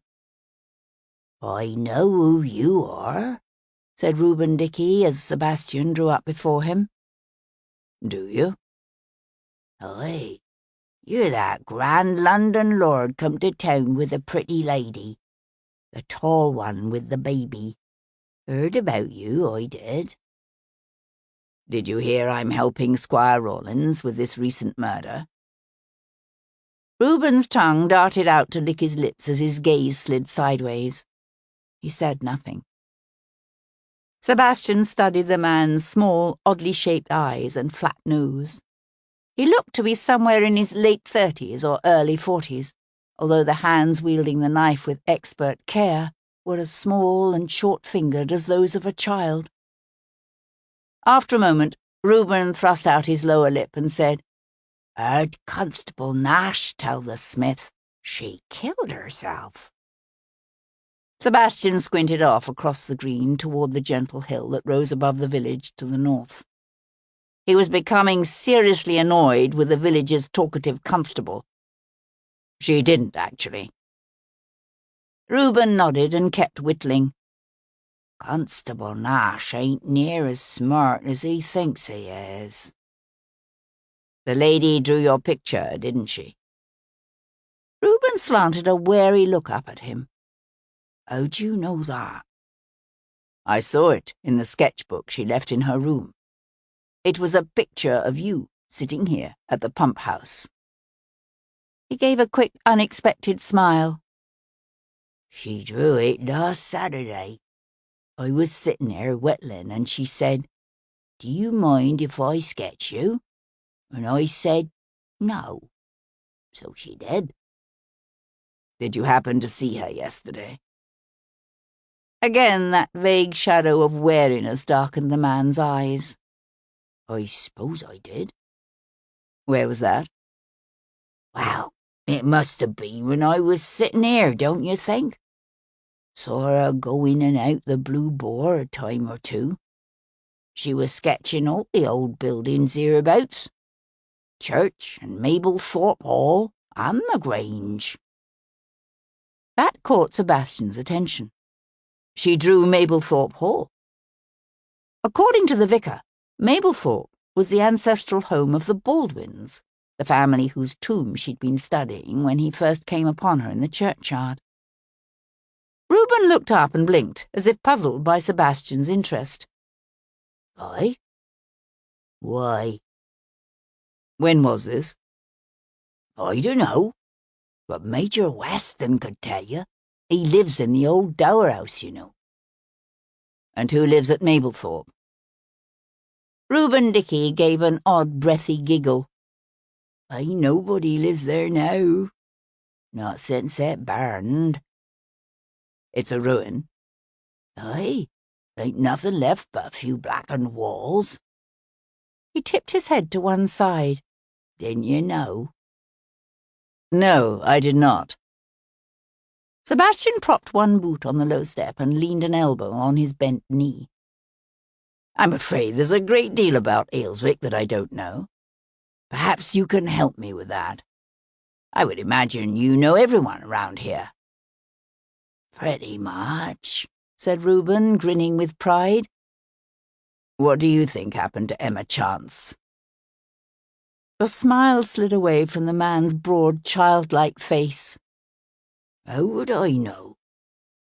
I imagine you must see and hear a great deal, sitting here all the time watching people. I suspect most of the villagers don't realize just how much you see. They think I'm an idiot. I don't think you're an idiot. Reuben Dickey looked much like certain other mentally deficient men and women Sebastian had known in the past. But in Sebastian's experience, the intellectual capabilities of those so afflicted could vary widely, and he suspected Reuben Dickey's abilities were better than most. Do you live with your mother, Reuben? Aye. He nodded to the picturesque row of half-timbered houses that ranged along the eastern side of the village green. Our cottage is the one on the end. Sebastian studied the ancient house's fanciful facade, its timbers enlivened with quatrefoils and cusps and carved faces. You and your mother live alone? Oh, no. We got a brother, Jab. He's not like me. He's real smart, he is. Works as a carter, hauling a load of timber to Wales, he is. He's my little brother, but he takes care of me. Looks out for me, he does. Sebastian straightened. If you think of anything you saw or heard that might be helpful, you will tell me, won't you? Reuben grinned up at him. I can do that. As Sebastian walked back across the green toward the Blue Boar, he was aware of Reuben watching him, the knife and block of wood held slack in his hands. There was something about the man that unsettled Sebastian, although he could not have articulated it. Reuben Dickey had grown up an outcast in his own village. Mentally slow and physically different, he would have been the butt of children's pranks and a target for the taunts of the cruel his entire life. There were some who managed to retain their equanimity and good humour in the face of such relentless torment, but most grew sullen and resentful, and he suspected Reuben fell squarely into the latter category. Yet there was something else about the man that troubled Sebastian, and he realized now It had something to do with the sly gleam in Reuben Dickey's eyes when he spoke of the tall, pretty lady with the baby. Hero. You can't seriously think that poor slow-witted man killed Emma Chance, said Hero. She was sitting at the table in their private parlour, thumbing through Emma's sketchbook, while Simon played with a stuffed lamb on the nearby hearthrug. I think it's a possibility, yes, said Sebastian. and not simply because Jenny Dalrymple suspects him. I think he's hiding something. But he could never have come up with the idea of carrying Emma's body down to the water meadow and leaving a bottle of laudanum at her side. No, but his clever brother Jeb might have done it. He takes care of Reuben, remember? Hero sat back in her chair. You don't think it's possible that Emma could have reached the water meadows by a different path than the one you and Rawlins followed? One that wasn't muddy? Sebastian shook his head. According to Archie, there's a path that runs along the river, but it's muddy in both directions. She went back to turning the sketchbook's pages, studying the various portraits. He saw her forehead crease with a frown. What is it? Have you noticed that almost all these portraits are of men? There are a few women, but not many. No, I hadn't noticed. He moved to look over her shoulder. But you're right. Maybe she simply found men more interesting to draw. Hero grunted and flipped back to the beginning of the notebook. She also wrote the names of some of the people she drew, but not others. She named Archie Rawlins and Reuben Dickey, but not Martin McBroom. She paused at one of the rare sketches of a woman, a young woman with thick wavy hair framing a strong-boned familiar face. He wasn't surprised to read the neatly printed caption, Jenny Dalrymple. Hero looked up at him. Did she tell you Emma Chance had drawn her portrait? No, she didn't. But then perhaps she didn't know it. Neither McBroom nor Rawlins did. Hero studied the sketch in silence for a moment. She looks a lot like Jamie Knox. Sebastian walked over to the bottle of surprisingly fine French brandy from Martin McBroom's cellars and poured himself a glass. Which is to say, she looks a lot like me. Yes. Hero set the sketchbook aside, her gaze on his face. I assume Jenny also noticed the resemblance? How could she not? Sebastian took a slow swallow of his brandy and felt it burn all the way down. She said Knox had written to her about me. He told her he thought Hendon might be their father, until he got a good look at the Earl. And she doesn't know any more about their father than Jamie did? If she does, she's not talking. About a lot of things, actually. What are you going to do next? Pay a visit to this Dr. Higginbottom. Hopefully he can tell us something about how and where Emma Chance actually died. Although I have my doubts. Not all country physicians are incompetent. No, but few have much experience with post-mortems. And I've never needed Gibson's rare genius more than I do with this one. Perhaps Higginbottom will surprise you. Sebastian drained his brandy with a grunt and set the glass aside.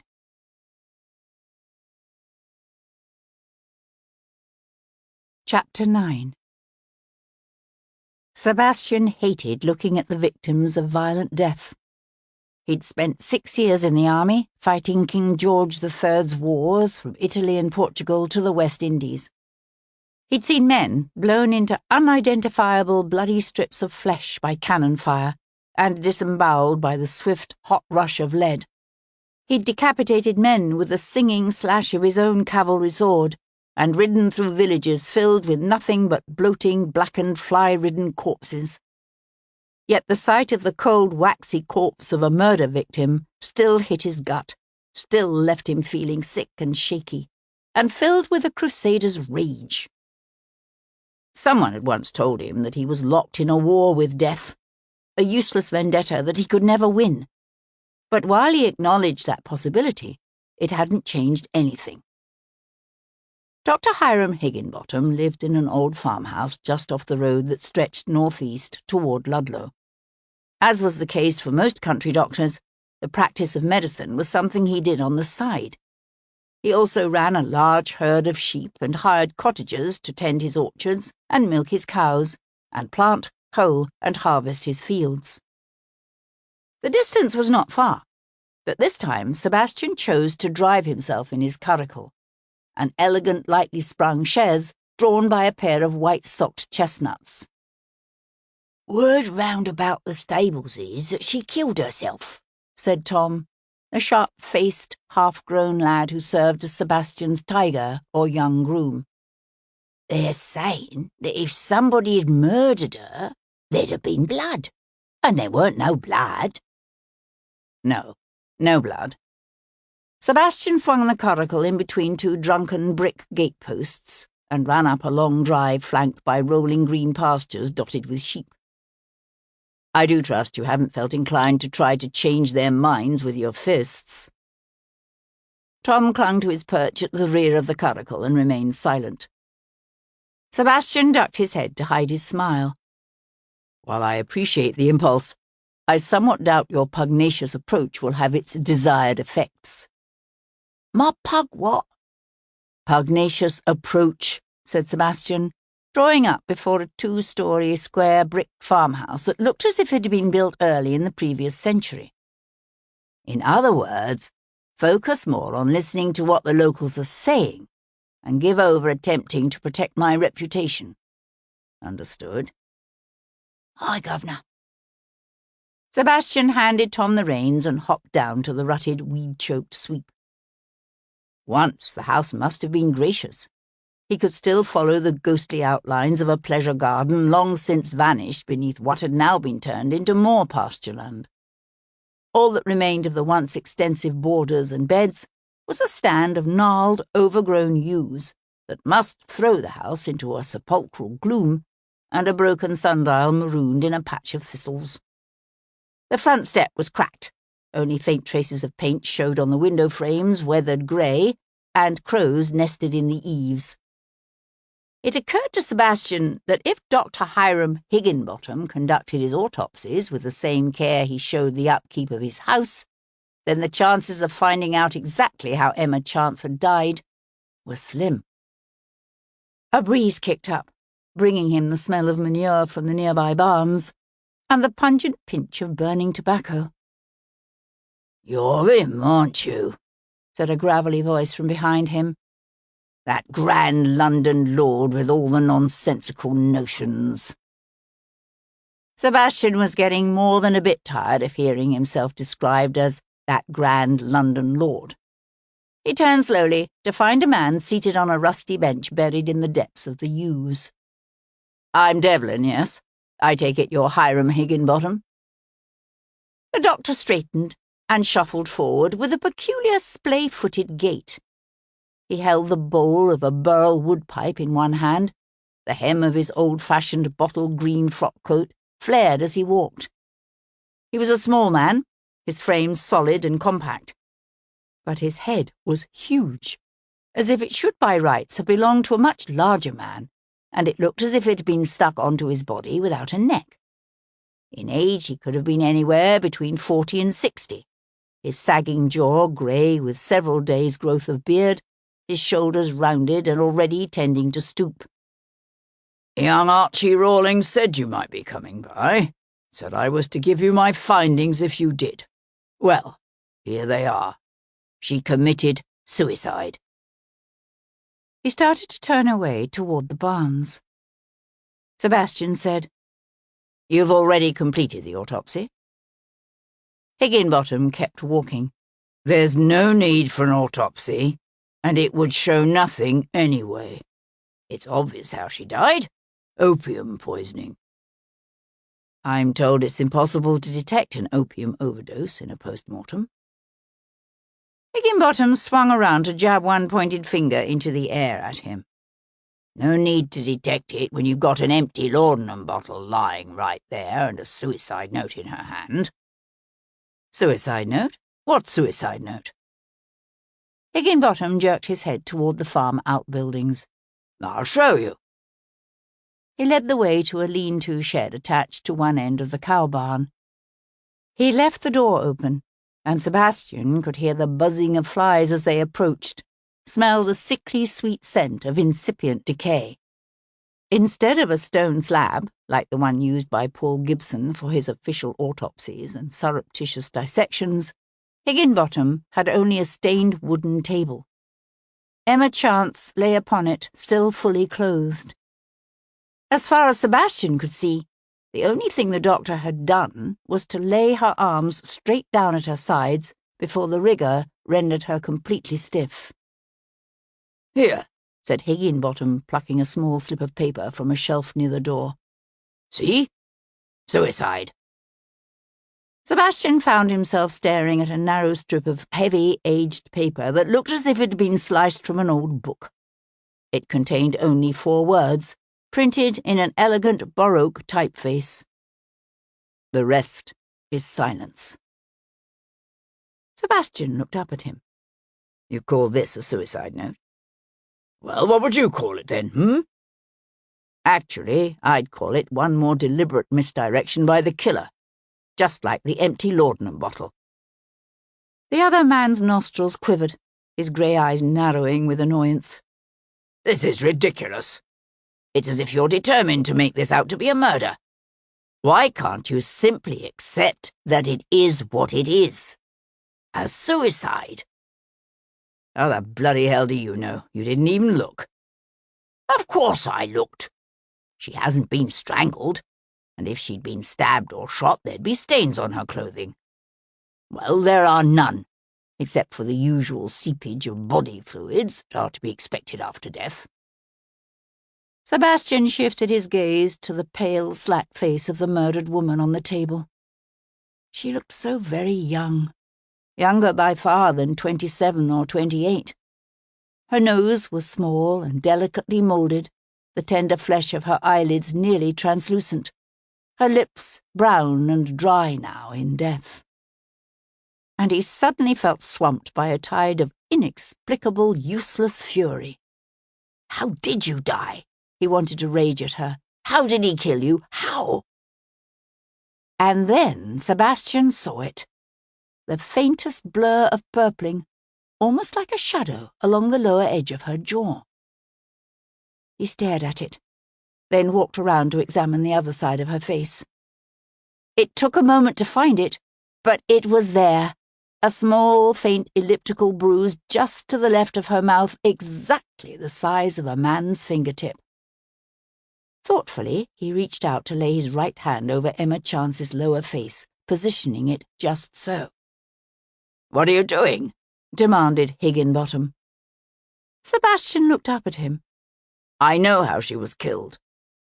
"What the devil are you talking about?" "She was smothered." He lifted his hand, then carefully placed it back in position. The killer put his palm over her mouth like this. He used the heel of his hand to shove up her jaw and hold her mouth closed while he pinched her nostrils together with his thumb and first finger. You can see the hint of a bruise here, on her cheek, where his little finger dug into her face as he applied the pressure. Sebastian took his hand away and shifted to study the dead woman's wrists. Higginbottom was right. There was no sign of bruising, and any marks on her arms were hidden by the sleeves of her dress. Although, if he sat on her chest and held her arms down with his weight, Sebastian said aloud, she might not even have any bruises on her arms. But the weight on her chest would have made it that much harder for her to breathe. "You're mad. There are no bruises on her face. I had a good look at her before I had her brought in here, and I tell you there are no bruises. And you couldn't possibly see 'em in this light, even if there were. Get a lantern." Higginbottom stared at him a moment, then turned away, grumbling, to light a lantern that rested on a nearby shelf. He was clumsy with the tinderbox, so that it was a moment before he swung back around, the lantern held high, his face twisted into a sneer. "There, see? No brute." He broke off, his lips twitching as he leaned in close to peer at the edge of the dead woman's jaw. "Well, I'll go to Ludlow," he said, after a long, heavy silence. "How the blazes did you see that, especially in this light?" "I see unusually well in the dark." You must be part owl." The doctor shifted around to shine the light on her left cheek. "Yes, there it is." He shifted the lantern back and forth. "There might also be the vaguest hint of a bruise from the killer's third finger. Just here." He set down the lantern, then rubbed his hand across his beard-stubbled face. "There could be some bruising other places on the body," he said, almost to himself. "And sometimes with smothering you'll see changes in the heart and lungs, but not always." He turned abruptly and walked out of the shed into the warm golden sunshine of the morning. Sebastian followed him. The two men stood together in silence for a moment. Then Higginbottom shook his head and pushed out a painful sigh. "It's a nasty way to die, trying desperately to suck in air but not being able to breathe, feeling your lungs burn, mad with panic for a good 2 or 3 minutes before everything goes dim and you finally lose consciousness. And then you've still got another 2 minutes till death finally comes. That poor girl. And to think her killer was sitting on her the whole time with his hand over her face, looking into her terrified eyes and watching her die?" Higginbottom glanced over at him. "What kind of man could do something like that?" The depths of compassion revealed by the old doctor's words took Sebastian by surprise. He stared off across the sunlit field, where sheep grazed lazily in a tableau of bucolic peace that was so cruelly misleading. "A very cold, dangerous one."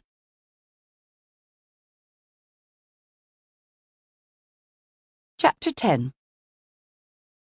Sebastian drove back toward the village through pastures scattered with wild scarlet poppies, past a sunlit field of ripe grain, where 6 or more men moved in a line, their sickles rising and falling in rhythmic sweeps. Behind them came their women, backs bent as they tied the stalks into sheaves, while the youngest children ran across the stubble, laughing and shrieking as they chased rabbits and rats disturbed by the reaping. It was a timeless scene, repeated every summer on down through the ages, and the attempt to reconcile this image of cooperation and tradition with the brutal reality of Emma Chance's last desperate moments left Sebastian feeling oddly disconcerted. In his experience, most murders were messy things, usually spur of the moment and born of rage, fear, or greed. But Emma Chance's murder hadn't been messy. Sebastian didn't know yet what had motivated it, or if her death had been carefully planned. He didn't even know where she had actually died. But he did know that whoever took her life had deliberately chosen a method that would be easy to conceal, even though it required her killer to hold her down for 5 long, agonizing minutes while he patiently, coldly, watched her die. He then acted with stunning calculation to conceal his act, by staging the body in such a way that her death should, by rights, have been deemed a suicide. Taken altogether, those actions suggested a killer with a degree of steady calm that was both rare and chilling. The fact that Emma Chance was a stranger to this small, quiet village only served to make her death all the more inexplicable. Still lost in thought, Sebastian left the curricle in the stable yard with Tom and was headed toward the Blue Boar when he heard himself hailed by a gentlewoman's carefully modulated voice. "Lord Devlin? It is Lord Devlin, is it not?" He looked around to find an elegant little whisky drawn by a glossy bay pulling up beside him. The small carriage's body and the spokes of its 2 wheels were painted bright yellow, and, as if in careful coordination with her carriage, a slender, attractive gentlewoman seated on the single padded bench and handling the reins wore a blue and yellow striped spencer and a yellow chip hat tied beneath her chin with a saucy blue satin bow. The only off-note came from the shaggy, overgrown mutt seated beside her, its tongue lolling out happily, its curly brown fur shimmering in the late afternoon sunshine. "I do hope you'll pardon my forwardness, my lord," she said, smiling sweetly as she shifted both reins to her left hand so she could hold the right out to him. "I'm Lady Seaton of Northcote Abbey." He knew who she was. An ethereal woman with fine, fair hair and pretty features.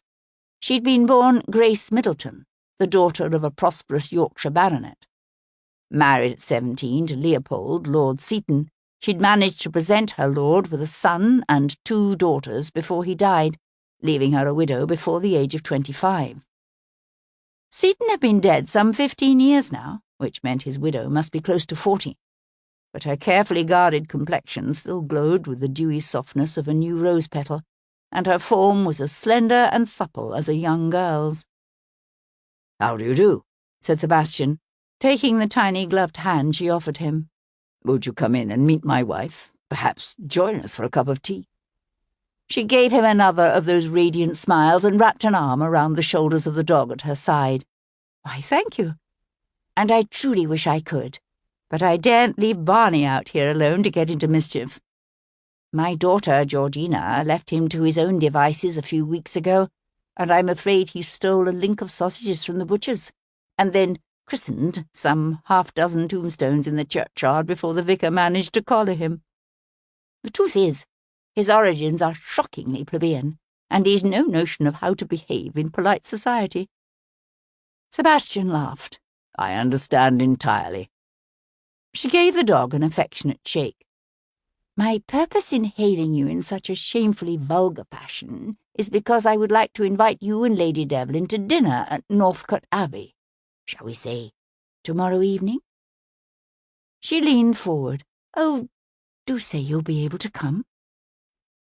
The truth was that Sebastian had his own reasons for wishing to visit Northcote Abbey and study a certain 17th-century painting hanging in its portrait gallery. He bowed and said, "We should be delighted." "Wonderful. I have some house guests I believe you'll find most interesting. Senator and Madame Lucien Bonaparte, the estranged brother of the Emperor Napoleon himself."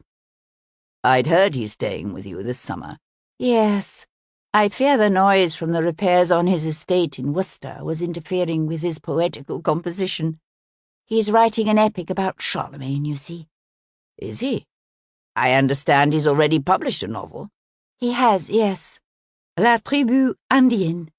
She pulled a wry face. "Although I must confess I've yet to read it." "Has he allowed you to see his epic?" "No, but he spends every morning at the Roman temple by the lake working on it. He's very dedicated." "I look forward to meeting him." Her smile flashed wide. "Excellent." Then she assumed a more somber expression and said, "I would also like to thank you for agreeing to help our young squire deal with that unfortunate woman's death." "Did you ever meet her?" "I did, yes. She came to tea at Northcote just last Saturday. She was such a lovely young woman, neither painfully shy nor too forward. I suggested she might be interested in visiting the Priory ruins, and she said she was eager to do so." Lady Seaton hesitated. "Was it truly a murder, do you think?" "I'm afraid so." A quiver of what looked very much like fear convulsed her delicate features, then was gone, carefully hidden away. "How absolutely ghastly. I keep thinking... I mean, if I'd known when I saw her at the ruins yesterday, could I perhaps have said something, done something, to prevent it?" "You saw her?" "I did, yes. I was taking Barney for a walk and came upon her by chance. She was sketching the west wall of the old Priory church. It's quite beautiful, you know." "What time was this?" he asked, more sharply than he'd intended. "Around 2, I suppose. Perhaps a tad later." "Did you speak with her?" "I did, Yes, I complimented her work. She truly was an exceptionally talented artist. She thanked me for suggesting she visit the ruins and said something about how lovely they were. Anything else? Well, let's see. We discussed some of the other picturesque sites in the area. I asked if she'd visited Northcote Gorge yet, and she said she'd arranged to have a guide take her there in a day or two. And then she said something about hoping it wouldn't come on to rain again because she wanted to sketch the river at sunset. Sebastian found his interest quickening. You're saying she was planning to go down to the river that very evening? Lady Seaton gave an exaggerated grimace. I think she meant later that evening, but I wouldn't swear to it. She paused, her gaze steady and intent, her head tilted slightly to one side, as if she were puzzling out a problem that troubled her. You're quite certain the young woman didn't take her own life? Sebastian was beginning to realize just how intense was the village's need to believe that Emma Chance had killed herself. A comfortable verdict of suicide would mean no need to be afraid, no need for anyone to cast suspicious glances at their neighbors. No need to confront the unpleasant truth that evil dwelt amongst them. She was smothered, he said, perhaps more abruptly than he should have.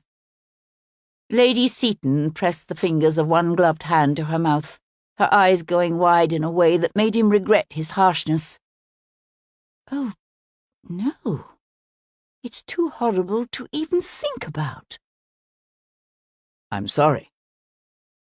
She nodded, her lips flattened into a painfully straight line. Then she gathered the reins and shrugged off her unpleasant thoughts with the ease of a hostess changing an uncomfortable conversation topic over dessert. We keep country hours, so I fear dinner may be earlier than what you're accustomed to. A most unfashionable 6 o'clock. We'll be there, he said with a bow as he stepped back. She drove off smartly up the street, the incorrigible mongrel at her side giving a happy woof as he lifted his muzzle to the breeze. Sebastian stood for a moment, the sun warm on his face as he watched her nod pleasantly to Reuben Dickey by the pump house.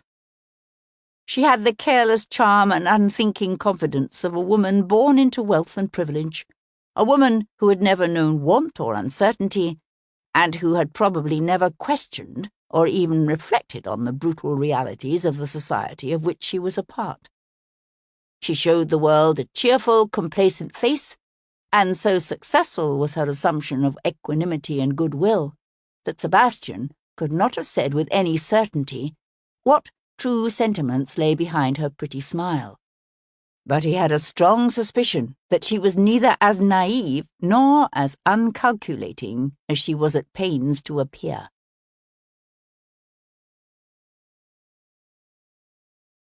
Chapter 11. An hour later, Sebastian stood at the edge of the water meadows and watched as the dozen or so men, organised by Archie Rawlins, spread out along the banks of the Team. The air was still hot, despite the approach of evening, and alive with a throbbing buzz of insects.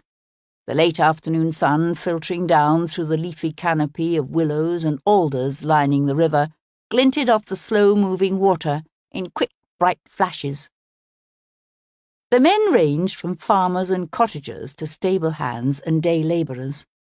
Yet all wore the same vaguely disbelieving expression as they splashed through the shallows and beat thickets of gorse and stands of tall reeds. They were looking for Emma Chance's sketchbook and the canvas satchel in which she had carried it. But so far they weren't having any luck, and it was obvious that many of them were more than half inclined to believe they were on a fool's errand, that the beautiful widow had killed herself after all. I suppose the killer could have thrown her things in the river, said Rawlins, batting at a fly hovering round his face.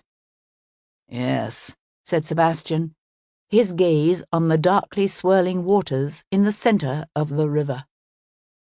He'd assumed that Emma Chance had been killed elsewhere and her body brought here, to the river, by her killer.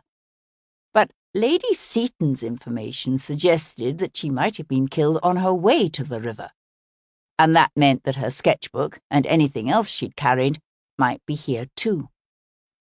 "I've been asking around the village," said the young justice of the peace, "trying to find people who saw her yesterday evening. And?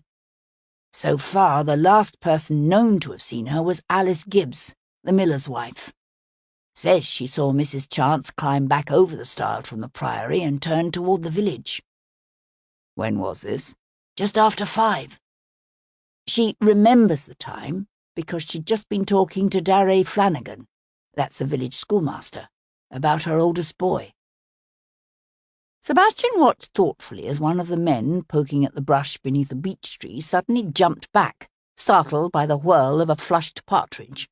The man's companions all laughed. He said, "What time does the sun set these days?" "About 9:30. Rawlins drew a quick breath as he caught the implication of Sebastian's question, for the old mill lay on the same stream that ran past the priory. "I hadn't thought about that. 5 o'clock is a long time before sunset. Surely she couldn't have been on her way here that early, unless perhaps she wanted to give herself time to find the best angle, perhaps even sketch out the basics of the scene before the sun started going down. I don't really know how artists work." "I suppose it's possible." Sebastian studied the rolling, daisy-strewn green pasture on the opposite bank. The river made a slow, lazy bend here. The view was pleasant and peaceful, but he wouldn't have thought it in any way remarkable or striking. "Would you say this is a particularly scenic stretch of the river?" "It's all right, I suppose. Although I must say there are places I'd think would be more appealing to an artist." "Such as?" "Well, there's the old brick pack bridge down past Mablethorpe Hall, for one. Folks are always saying how pretty it is." "Might not hurt to ask the men to search down there too. Just because she said she was planning to sketch the river doesn't necessarily mean she was coming to this part of it." Rawlins turned to look at him. "You think she could have been killed at the bridge and her body brought up here? But why? Why bring her up the river to the water meadows? Why not simply leave her there?" "I haven't the slightest idea, but I think it's worth a look." Rawlins nodded, his hands propped on his hips as he chewed his lower lip. "I stopped by Dr. Higginbottom's. He says you figured out Emma Chance was smothered." The young justice of the peace squinted up at the hard blue sky, a gleam of amusement lighting his eyes. "Can't say he's happy about it. You being the one to figure it out, I mean." "Had he finished the autopsy?" "Not yet. Although I warned him I've contacted the coroner in Ludlow, and he says he wants to hold the inquest on Friday." Inquests were supposed to be held within 48 hours of an unexpected death, but that was sometimes difficult in the more sparsely inhabited country parishes. Rawlins swiped at another fly. "Higginbottom showed me that paper he found in her hand. The rest is silence. Seems odd, doesn't it? I mean, I assume that whoever put it in her hand wanted us to see it as some sort of suicide note. So why not pick something more to the point?" "You don't recognize it?" "Should I?" "Only if you're fond of Shakespeare." Rawlins gave a quick, unaffected laugh. "Well, that explains it then. Never cared much for him myself, although my mother was always reading him when she was alive. It's from one of his plays, I take it?" "It's the last line of Hamlet." "Ah. Wasn't he that to-be or not-to-be fellow?" "He was." Rawlins watched one of the cottagers wade out into the river, the water rippling and lapping around his thighs. "The thing I don't get is, if the murderer wanted us to think she'd killed herself, why didn't he leave whatever book he cut that out of right there beside her?" Perhaps the book would have incriminated him in some way. "I suppose." The cottager who'd waded out into the river shook his head and surged back toward the bank. The men were coming together now in groups of 3 and 4. The search had been futile. Sebastian said, As it is, in his attempt to be clever, the killer left us a valuable clue." Roland swung his head to look at him. "He did? What?" A breeze kicked up, shifting the feathery branches of the willows and bringing Sebastian the scent of damp earth and fish as they turned away from the river. "We now know that not only is our killer literate, he's also literary." Chapter 12. After Archie and his band of volunteers had gone off to search the area around the old pack bridge, Sebastian lingered at the banks of the river, his gaze on the turgid, slow-moving water before him as he ran through everything they knew about Emma Chance and her death. It wasn't much. The woman herself was an enigma. Young, beautiful, and wealthy enough to outfit herself with fine new clothes and a silver-backed hairbrush, she'd embarked on a sketching expedition through one of the more remote areas of the country, accompanied only by her Abigail, an Abigail she'd employed just days before arriving in Ayleswick. It told them something of the kind of woman she was, independent-minded, eccentric, and courageous enough to do what she wanted, even if it meant braving the conventions of their day. Yet beyond that, her identity remained essentially a mystery.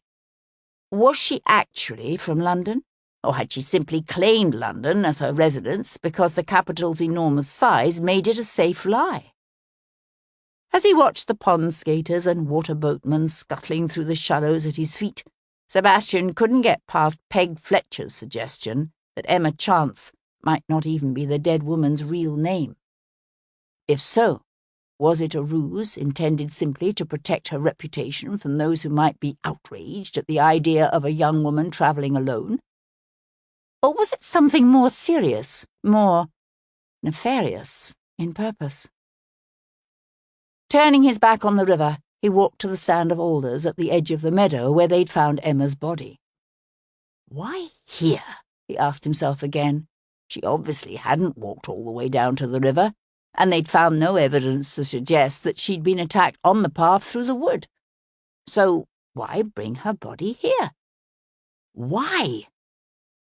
What they'd learned thus far of her movements the day of her death helped little in their efforts to understand what had happened to her.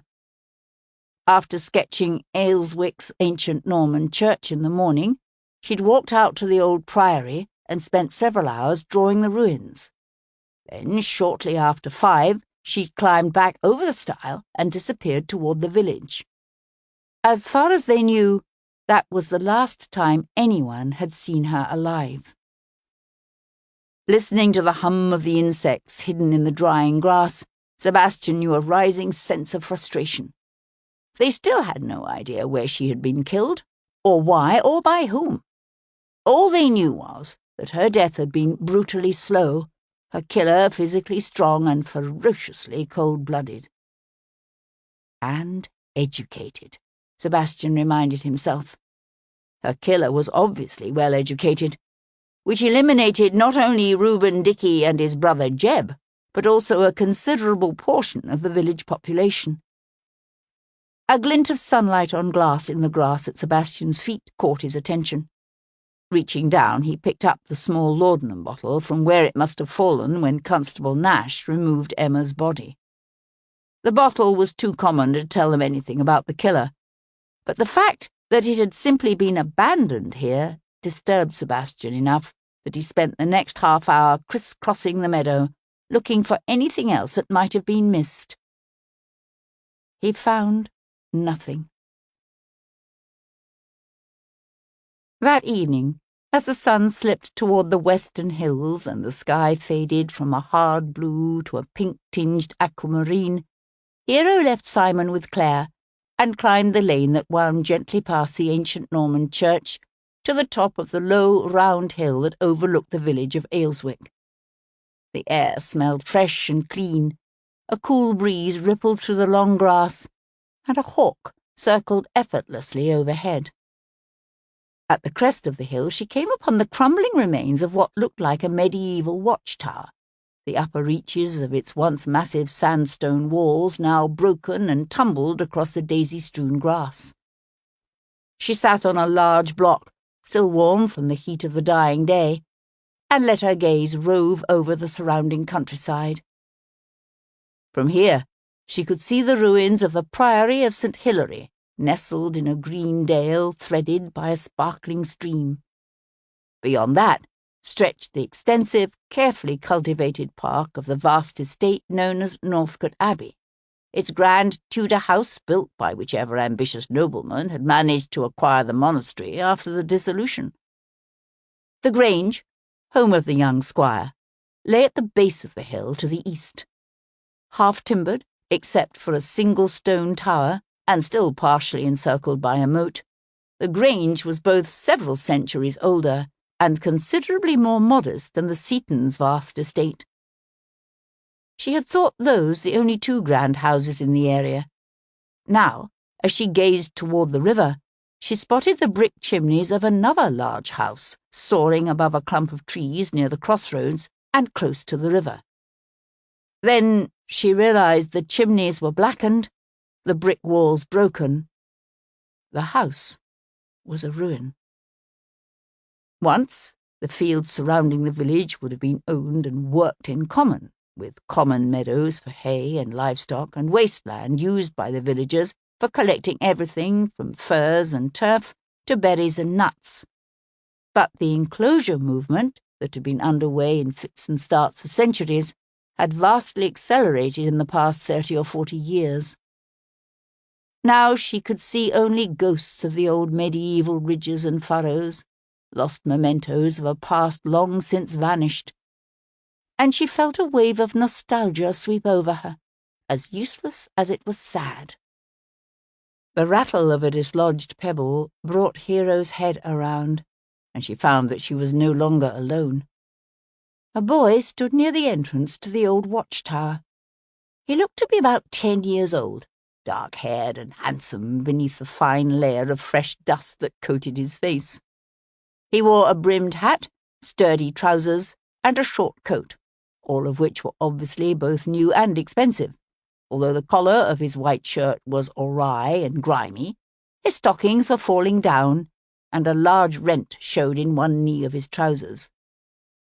And even if she had not seen Emma Chance's sketch, Hero would have guessed who he was, for the resemblance to his famous, feared uncle was inescapable. "Hello," she said, with a smile. He came forward, leaping gracefully from one fallen stone to the next, until he came to a halt some 10 feet away. "You're the Viscountess, aren't you? The one whose lord is looking into that gentlewoman's murder?" "I am, yes. You've heard about that, have you?" "I've found her." He said it matter-of-factly, as if stumbling upon dead bodies was an everyday occurrence, although she noticed a muscle twitch along the side of his jaw. "Ah," she said, "then I think I know who you are. Monsieur Charles Bonaparte, yes?" He hopped off his stone and landed in a crouch before straightening slowly. His head tilted, his large brown eyes solemn as he regarded her fixedly. "It doesn't bother you that he's my uncle, I mean?" There was no need to specify which he they were talking about. Of course not. Why should it? I hope no one would think to hold me responsible for the actions of all my relatives. Especially my father, she thought. He gave a delighted laugh. "Are they infamous?" "Some. It's inevitable, you know. We all have them." "Some more than others." He came to sit on one of the stones beside her, his dangling feet swinging back and forth, his gaze sweeping the skies. There was an alertness, a watchfulness about him that intrigued her. She said, "Do you come here often?" He nodded toward the peregrine circling overhead, its long pointed wings blue-black now in the gloaming of the day. "It's a grand place to see birds at sunset." "You're interested in birds?" "Oh, yes." He tipped back his head, his expression rapt as he followed the falcon's soaring flight. "It's a female, I think." They're bigger than the males, you know. I've read they can go over 200 miles an hour when they dive. Can you imagine? 200 miles an hour. However did anyone manage to time them? The boy laughed. I haven't the slightest idea. Then he sat forward eagerly. Look, there she goes. Together they watched as the falcon folded back its tail and wings, its yellow feet tucked up as it launched into its stoop. At first Hero couldn't see what it was after. Then she spied a single hapless dove flapping desperately toward the clump of birch on the side of the hill. Oh, hurry, hurry, she thought, even though she knew it was already too late. The falcon hit the dove in mid-air, striking its prey with clenched feet, and then neatly turning to catch the dove as it tumbled, dead, toward the earth. Amazing, isn't it? Said Napoleon Bonaparte's precocious nephew. Although, he hesitated. I know the peregrine needs to eat, but I can't help feeling sorry for the dove. They sat together in silence for a moment, contemplating the necessary cruelty of nature. Then the boy went very still and nodded carefully toward one of the tower's crumbling walls. Look, it's a pied flycatcher.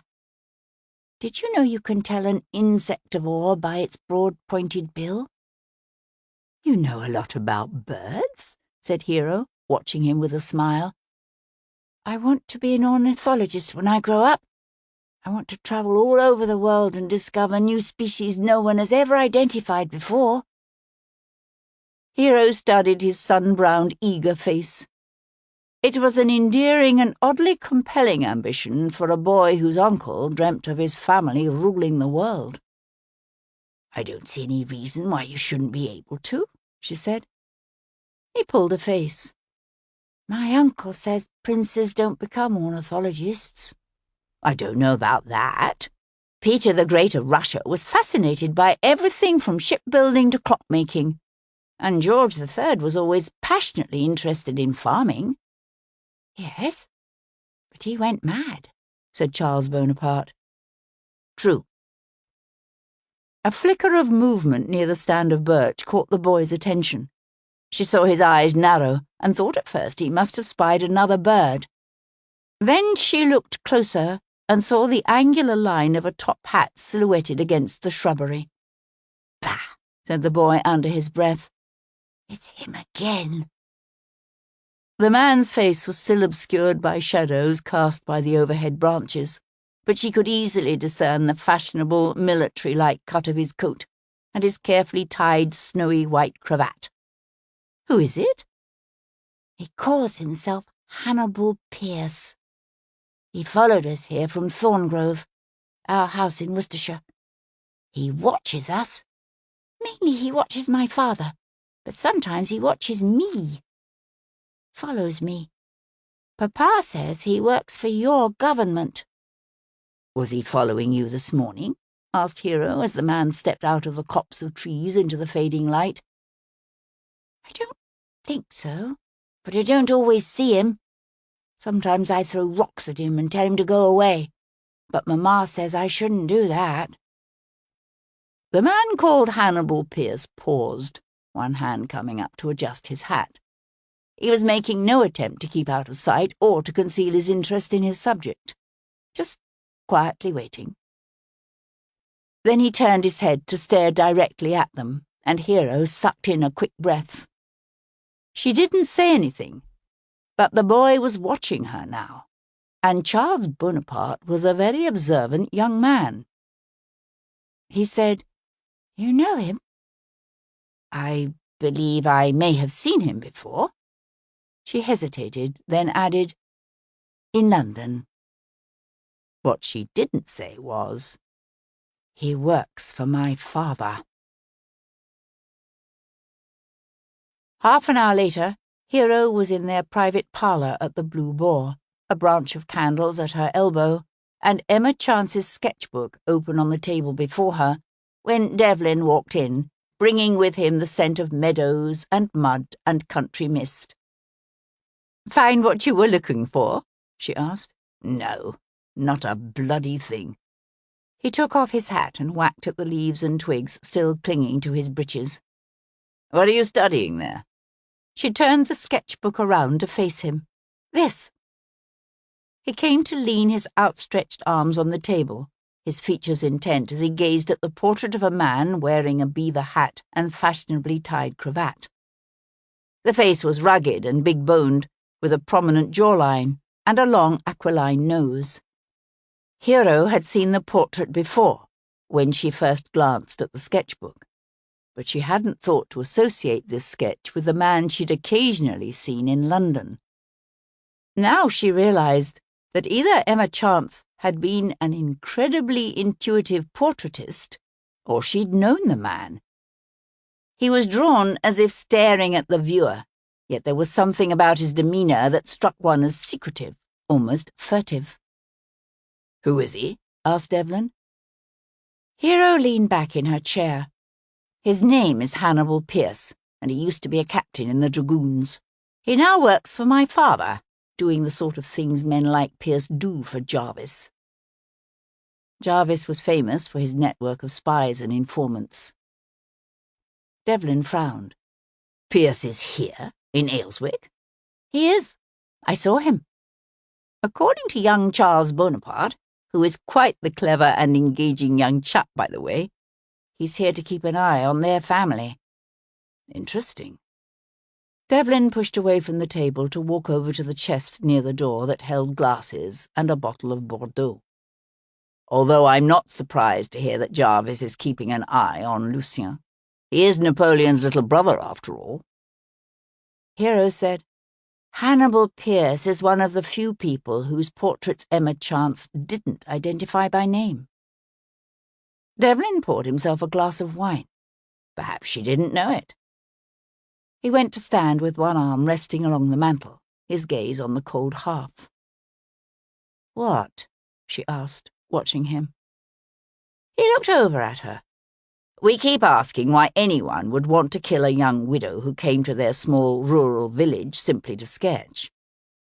But what if her interest in Ayleswick's charming old buildings and landscape vistas was merely a ruse? What if she was here for a different reason entirely? Something that has to do with Lucien Bonaparte?" Hero closed the sketchbook and set it aside. "It fits with what the Abigail Peg Fletcher told you, that she didn't think her mistress's name was actually Emma Chance." "Your father has women working for him, I assume?" "He does, yes, although I doubt I'd recognize any of them." She hesitated, then said, "Of course, she could also have been sent by Napoleon. He must surely have someone here as well, watching his brother." "More than one, I should think.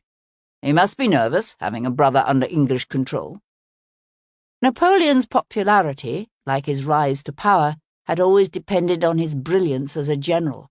But after 2 brutal decades of nearly endless war, France was running out of soldiers. The loss of some 500,000 men in his disastrous invasion of Russia had reduced the emperor to filling his ranks with schoolboys and old men.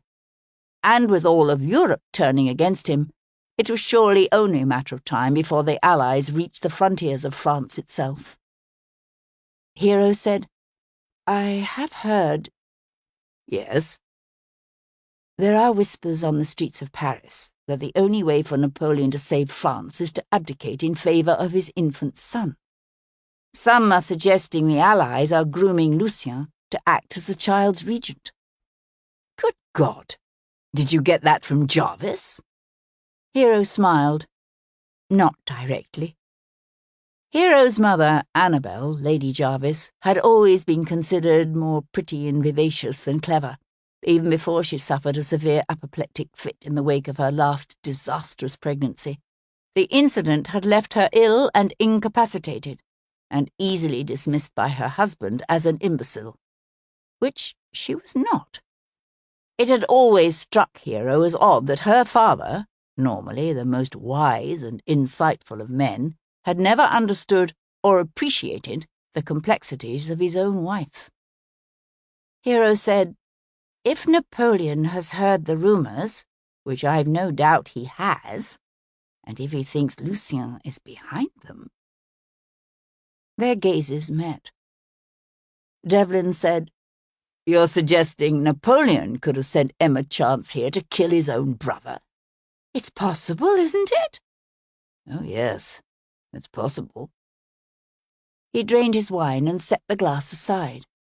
"I think I need to have a talk with Captain Hannibal Pierce."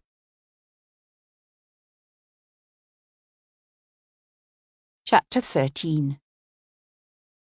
The tap room of the Blue Boar had changed little from the days when devout pilgrims made the dangerous trek through the wilds of the Welsh marches to pray at the feet of the Priory's miraculous Virgin.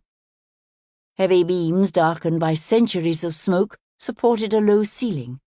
Oak wainscoting covered time-bowed walls, and patrons jostled one another on crowded benches pulled up to ancient trestle-and-board tables.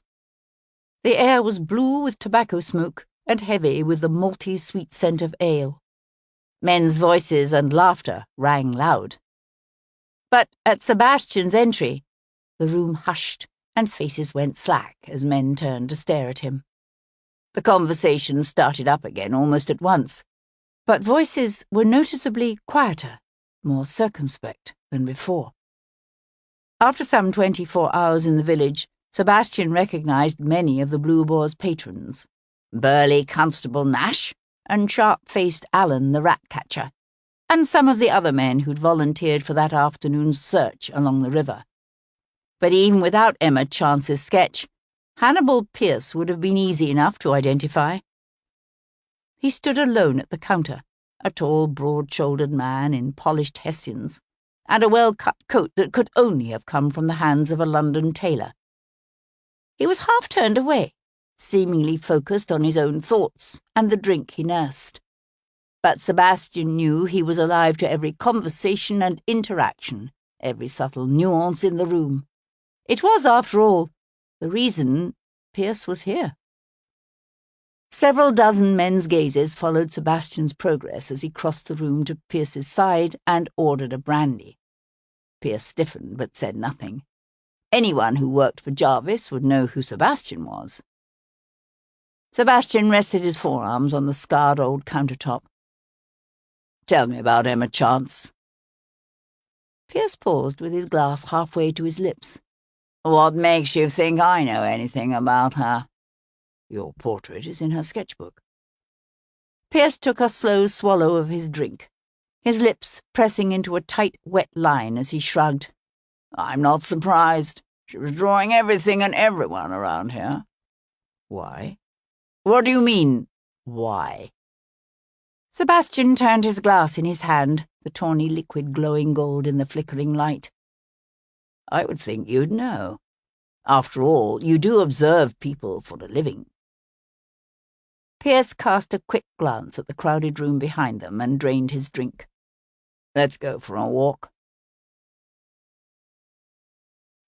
Outside, the night was white with swirling mist, the air throbbing with the strange, almost metallic whine of mating frogs. The cool, moist air smelled of manure and warm horseflesh from the nearby stables, and peat smoke from the chimneys of the surrounding cottages. An unnatural hush lay over the village, as if those not in the Blue Boar's tap room were huddled behind closed doors, quiet and afraid. "I take it Lady Devlin recognized me this afternoon," said Pierce, as they turned their steps towards the dark bulk of the old Norman church up the lane. "You weren't exactly making an effort to stay out of sight." Pierce twitched one shoulder. "In London, or even some place like Ludlow, one can be discreet. Not in a village the size of Ayleswick. The Bonapartes know exactly why I'm here, so I play games and attempt to pretend otherwise." "I would think a servant placed within the Bonaparte household would be in a better position to watch them." Pierce hesitated an instant too long before answering, a delay that told Sebastian he was right, that Jarvis had at least one more agent in place, someone posing as a servant. "In some ways, yes," said Pierce, But servants' movements are constrained by the requirements of their duties, are they not? True. The vicarage loomed beside them out of the fog, its slate roof slick with moisture, its windows dark. Beyond it stretched the churchyard, the aged tombstones ghostly in the mist. Sebastian said, "So what about Emma Chance? Was she sent here from London, or Paris?" Pierce stared straight ahead. Neither his face nor his voice gave anything away. "She wasn't working with us, I can tell you that. But could she have been sent by Paris? I honestly don't know. Yet surely Napoleon has someone here watching his brother." "Undoubtedly. I even have a few suspicions as to whom. But am I certain? No." "And Emma Chance, did you suspect her?" A slow smile curled the other man's lips. "I suspect everyone. Tell me about her." "What's there to tell? She was a pretty little thing. Claimed she was here to sketch, although she was asking a lot of questions." "About the Bonapartes?" Pierce gave a low laugh. "I wouldn't know. She didn't ask me anything. Yet she drew your portrait." "I didn't know that." Pierce drew up abruptly and turned to face him. "Why are you doing this? Why interfere? The villagers were content to believe she killed herself, so why stir them up?" Sebastian felt a breeze kick up, swirling the damp mist against his cheeks. "Because she didn't kill herself. So? What the hell is she to you?" "Nothing. And everything." Sebastian studied the other man's big-boned face, the hard light in his eyes. Sebastian knew the kind of men Jarvis employed. He had no doubt that Hannibal Pierce was more than capable of holding down a young woman for 5 minutes and watching her die a slow, agonizing death. "Did you kill her?" Pierce stared back at him, his nostrils flaring with the violence of his breathing. In the tense silence, the shifting of the branches of the ancient yews in the churchyard sounded unnaturally loud. Sebastian could hear a trickle of unseen moisture and the rustle of some night creature, and the metallic snick of a flintlock's hammer being carefully thumbed back. Chapter 14.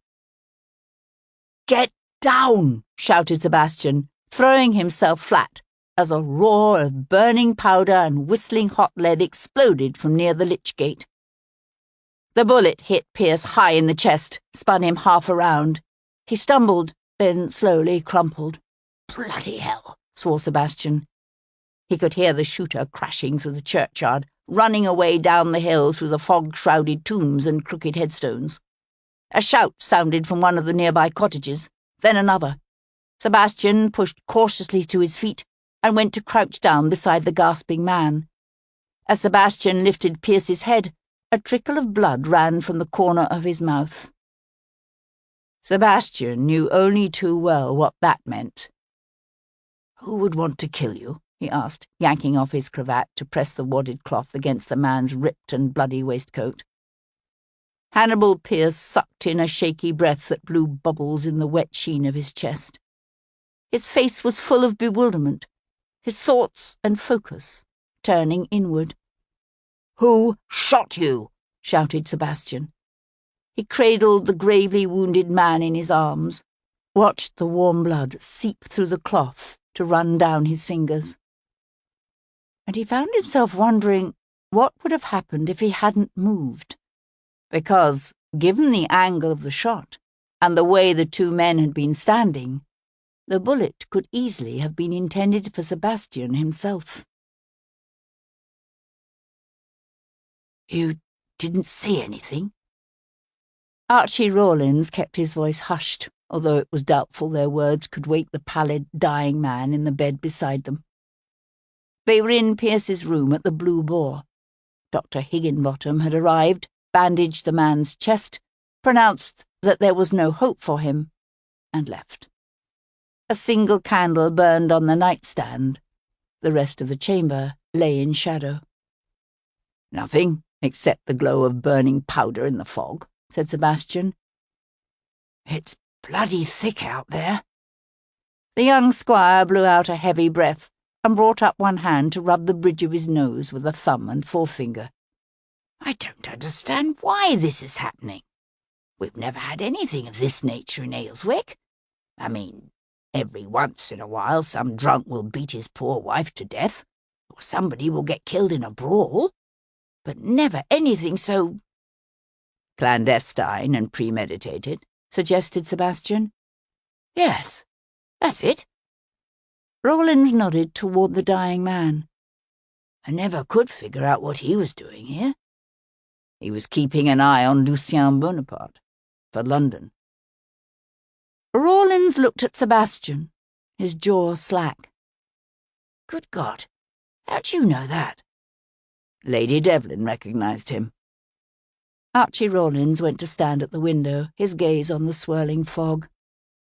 "I don't like where things are going," he said after a moment. "I find it difficult to believe this shooting isn't somehow connected to the murder of Emma Chance." "Probably," said Sebastian, "although it could conceivably be completely unrelated. Pierce told me Napoleon has someone here watching his brother."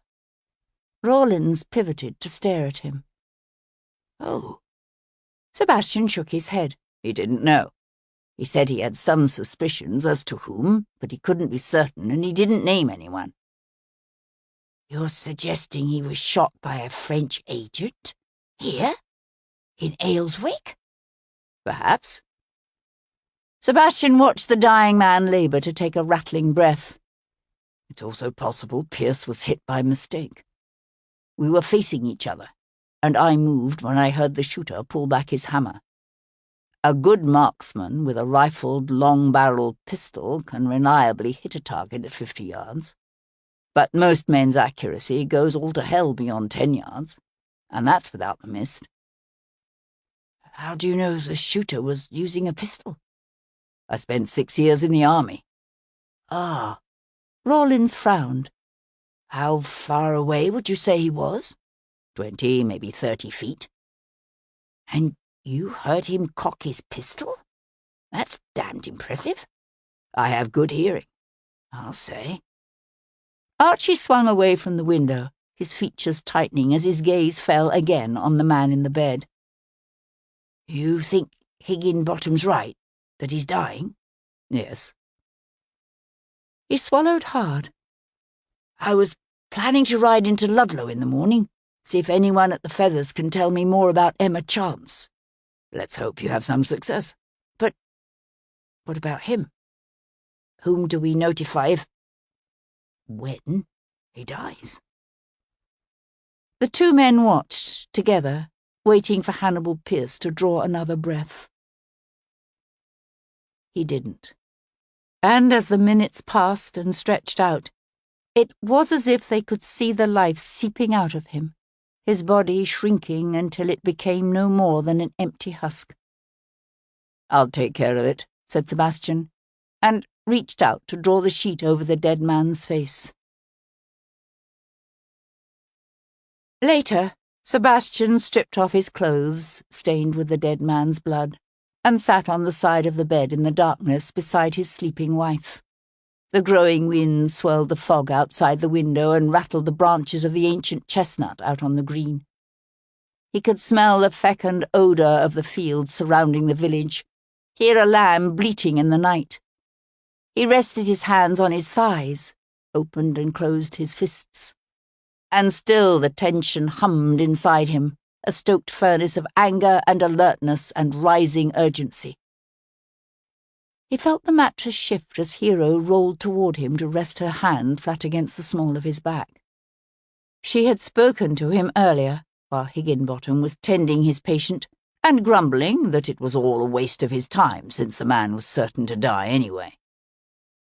"Is Pierce dead?" she asked. "Yes." She was silent a moment. "You think that bullet was actually meant for you?" "I wish I knew. If Pierce was indeed the target, it might help make sense of what's happening in this village. Otherwise, It could be damnably misleading. Or not. Or not. She shifted to slip her arms around his waist and press her face against his side.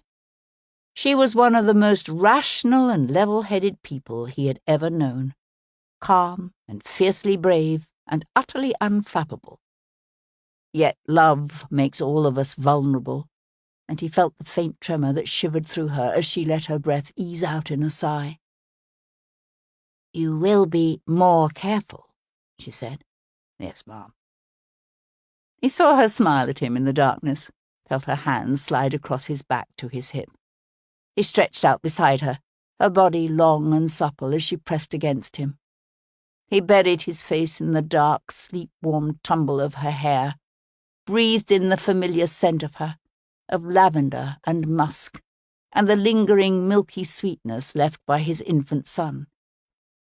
And he felt the day's concerns begin to ease out of him. He traced his lips along her cheek, captured her mouth, heard her breath catch as his hand closed over her breast. She wrapped her love and her body around him, and he lost himself in the wonder that was this woman and the all-consuming intensity of their union. They had first come together just 15 months before, in a desperate affirmation of life in the face of looming death. But death had not come. Instead, from those raw, tentative, unexpected beginnings had come Simon, and a love so powerful and uplifting that it still filled him with a shaky wonder. He kissed her forehead, her ear, her cheek, watched her face as he moved above her in the darkness. Once he had faced danger with a recklessness born of a careless attitude toward living. But those days were in the past. And as he held her close, felt her heart pounding against his, heard the keening of her breath, he knew a deep and all-consuming thankfulness that he was here, now, alive, and in this woman's arms.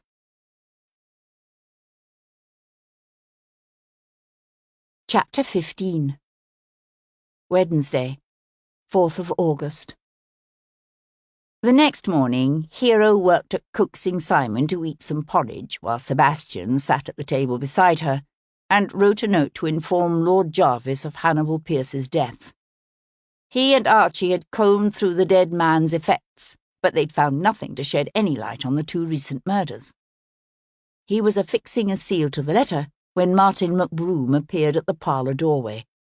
"Begging your ladyship's pardon for disturbing you so early," said the innkeeper with a jerky bow, "but I'm thinking your lordship will be wanting to see this." He held out a folded sheet of what looked like writing parchment, of the sort a lady might use for her correspondence. "Where did this come from?" asked Sebastian, taking it.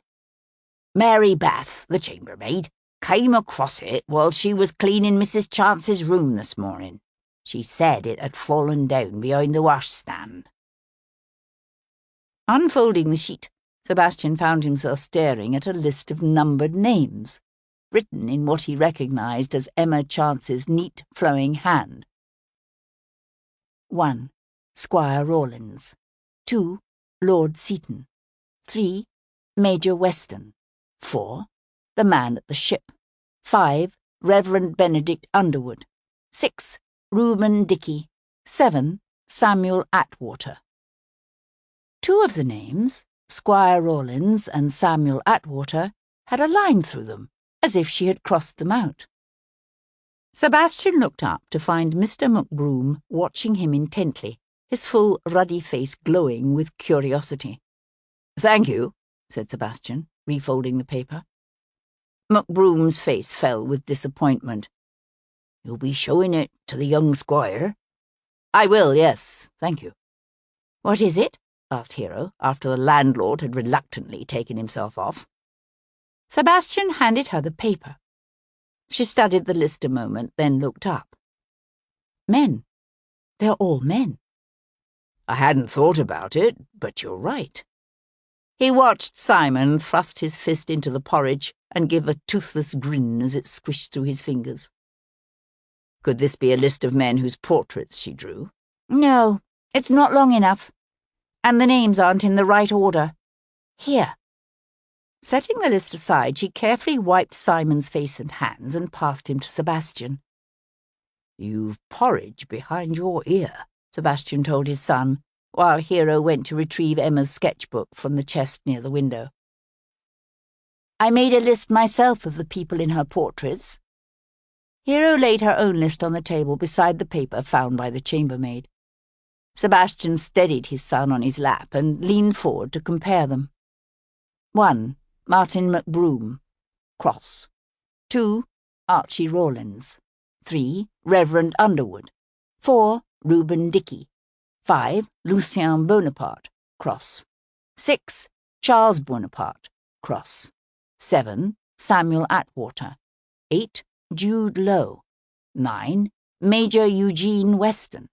10. Jenny Dalrymple. 11. Mary Beth the chambermaid, Cross. 12. Hannibal Pierce, Cross. Sebastian said, "It looks as if she drew everyone on her list except Lord Seaton, plus a few others who aren't on her list." He frowned. "I think I've heard of this Weston, but I can't place him at the moment." Hero flipped open the sketchbook and held up a drawing of a middle-aged, mustachioed man posed before a modest brick house. He stood tall and erect, his posture hinting at a preening type of male vanity, combined with a desperate attempt to draw attention away from his expanding waistline. "This is Major Weston. Recognize him?" "No, but now I know where I heard the name. According to Reuben Dickey, Weston lives in what used to be the dower house of Mablethorpe Hall." He caught Simon's hand as the baby reached for his quill. "Who is Jude Lowe?" Hero flipped back a page. "Here. According to the chambermaid, he owns a tavern in a nearby hamlet." Sebastian studied the lean, handsome man. He looked younger than Weston, probably closer to 34 or 36, with dark hair, deeply set eyes, and a cleft chin. There was something about him, some faint similarity of features, or perhaps it came simply from the way he held his head, that reminded Sebastian of Jamie Knox. Emma had drawn him standing beside a tavern's swinging sign, its painting of a Spanish galleon, flecked and worn, but still clearly discernible. "The man at the ship," said Sebastian. "And Atwater?"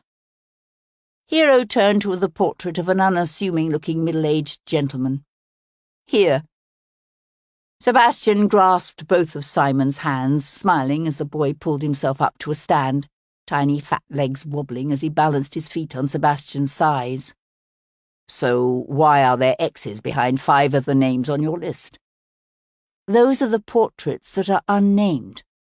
Martin McBroom, Lucien and Charles Bonaparte, the chambermaid, and Hannibal Pierce." Sebastian looked over at her.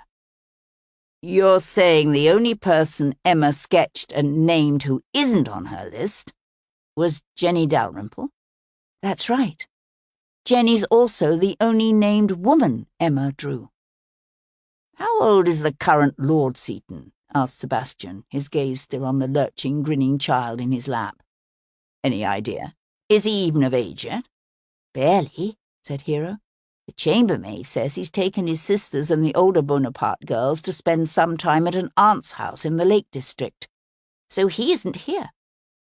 "Yet his name was on Emma Chance's list," said Sebastian. "I wonder why." He touched noses with the boy. "What do you think, young Master Sincere, He caught Simon under the arms and lifted the baby high over his head as the boy squealed with delight. "Actually, why were any of those names on her list?" He glanced over at Hero, but she simply shook her head. It was one more question to which they had no answer.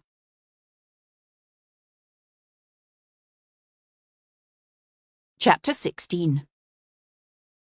The innkeeper, Martin McBroom, seemed a logical source for information on the 3 relatively unknown men on Emma Chance's list: Samuel Atwater, Major Weston, and Jude Lowe. Finding McBroom seated at a small untidy desk in an alcove off the entry hall, Sebastian asked first about Samuel Atwater. "Ah, saw his name on the list, I did," said the innkeeper, shuffling papers around on his desktop. "So who is he?" "Could have told you before if you'd asked." McBroom kept his focus on his papers in a way that told Sebastian just how deeply he had offended the innkeeper earlier by not indulging the man's desire for a good gossip. "Happens he's steward out at Northcote Abbey, some sort of cousin to her ladyship. From Yorkshire," he added, in the faintly disparaging tone typically used by villagers when referring to outsiders. "How long has he been in Ayleswick?" The landlord picked up his quill and inspected the tip. 20, maybe 25 years, I suppose." "And Jude Lowe?" "Proprietor of the ship, he is." "And where might the ship be?" McBroom set about mending his quill with a knife. "At the crossroads to the east of here, just beyond the old gibbet."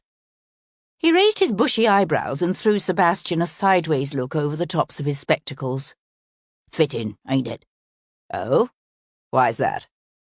Rather than answer, McBroom returned his gaze to his quill. "You going to be talking to him?" "Yes." "Ah, well, then you'll see, won't you?" "And Major Weston?" asked Sebastian, fighting the urge to grit his teeth. "What can you tell me about him?" According to the innkeeper, Eugene Weston, too, had arrived in the area some 20 to 25 years before, when his militia unit was billeted in the village. Quite splendid to look at, he was in those days. Leastways, all the young women thought so, and more'n a few of the older ones who should have known better. McBroom sniffed. Him and his scarlet regimentals and great flowing moustache. Course, he had eyes only for Liv Irving. Liv Irving? Daughter of them took over Maplethorpe Hall." "Oh?" McBroom lowered his pen, his lips working silently over his teeth, the impulse to continue punishing the Viscount for his earlier snub, warring with the urge to divulge the lurid past of one he obviously disliked. The lure of the lurid won. The main house had still been standing in those days, explained the innkeeper. It was a grand Palladian villa dating to the early 18th century, and the Irvings were unabashedly proud of their fine new estate. From the very beginning, they took to throwing large house parties to which they invited as many representatives of old or titled families as they could entice to come. The origins of the family's wealth were in trade, but they were determined to erase the stigma of having earned rather than inherited their fortune. As a cousin of Lord Weston of Summersfield Park, the handsome young Major was enthusiastically welcomed to the Irvings' endless round of dinners, rout parties, picnics, and balls. So eager were the Irvings to cultivate the well-bred and well-connected young officer that they failed to inquire too closely into his antecedents. By the time they discovered that the handsome young Major's kinship to Lord Weston was distant, and his father no more than an impoverished country vicar, the Major had convinced 16-year-old Liv to elope. It was nearly a week before the couple returned, at which point the girl was hopelessly ruined.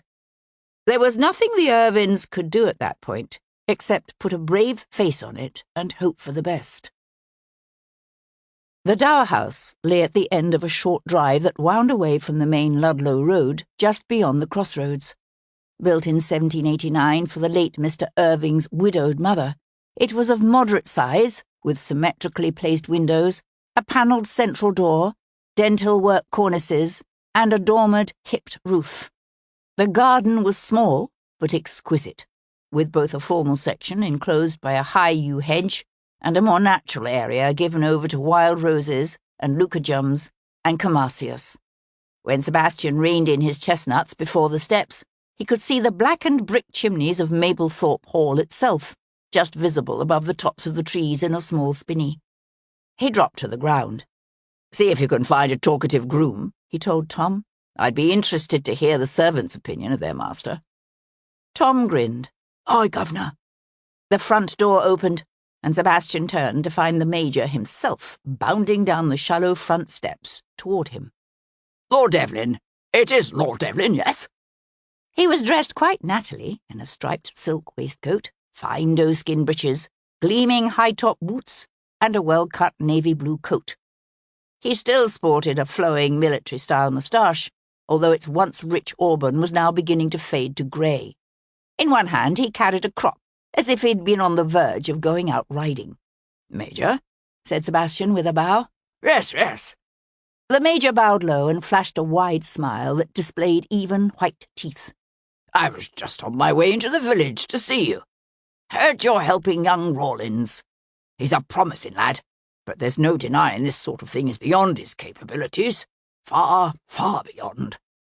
The Major was smaller than Sebastian had expected, the top of his head barely reaching Sebastian's chin, and of a narrow frame, with most of his weight tending to settle about his middle. Rawlins was clever enough to suspect that Emma Chance hadn't committed suicide, said Sebastian. Yes, well. Weston brought up one hand to cover an unconvincing cough, and glanced significantly toward the house. What say we take a turn about the garden, eh? I'm afraid Mrs. Weston's a bit overset by all this. Of course. They turned their steps down an alley of cordoned pear and apple trees, the green fruit just beginning to swell toward ripeness. "Why did you want to see me?" asked Sebastian. Weston looked startled. I beg your pardon? "You said you were on your way into the village to see me." Oh, yes, of course. Just seemed the thing to do, what? Let you know that if you need anything, you've only to ask. Only too happy to be of service. "You met Mrs. Chance, I understand?" Oh, yes, several times. "Why?" You mean, why did I meet her? She was interested in Mablethorpe Hall, wanted to sketch what's left of it, and very appropriately approached me to ask permission. Naturally, I said yes. "When was this?" That she spoke to me? Weston frowned, his eyes narrowing against the brightness of the sun. Let's see. Must have been Sunday. Yes, it was. After church services. So definitely Sunday. "And did she sketch the house?" She did. That very afternoon. I know because I saw her there. "Sunday afternoon?" Yes. "Did you speak with her then?" Yes, of course.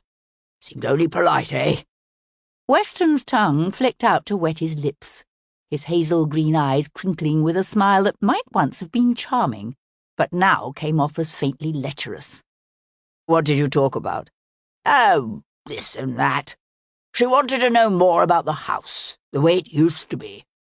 She expressed interest in the Irvings' tradition of hosting extravagant entertainments, and I recall telling her about one grand hunting party we had in the autumn of 1791, at the beginning of partridge season. As it happens, I had particularly good luck that year. Bagged more than anyone nearly every time we went out. "Did she ask about anything else?" Not so as I recall, no. Weston stared out over the carefully tended borders, a faint smile of remembrance still warming his plump face. He was the kind of man who could remember with clarity everything he himself had said and done, but little else, for his focus was always firmly planted on himself. "When did Mablethorpe Hall burn?" Weston sucked on his back molars, as if the answer required a moment's thought. Must be 15 years ago now. Caught fire in the middle of the night. Mrs. Weston and I barely escaped the flames with our lives. Afraid my wife's father was not so fortunate. He was bedridden, you see, and there was no getting to him in time. Sebastian glanced back at the brick dower house with its tall white-painted windows and neat green shutters. The house was both charming and spacious, yet nothing, surely, to compare to the hall. So why hadn't Mablethorpe been rebuilt? Why had a man obviously as ambitious and as enamoured of wealth and all its trappings as Weston retreated to life on such a reduced scale? "We talked about rebuilding," said Weston, as if following the train of Sebastian's thoughts.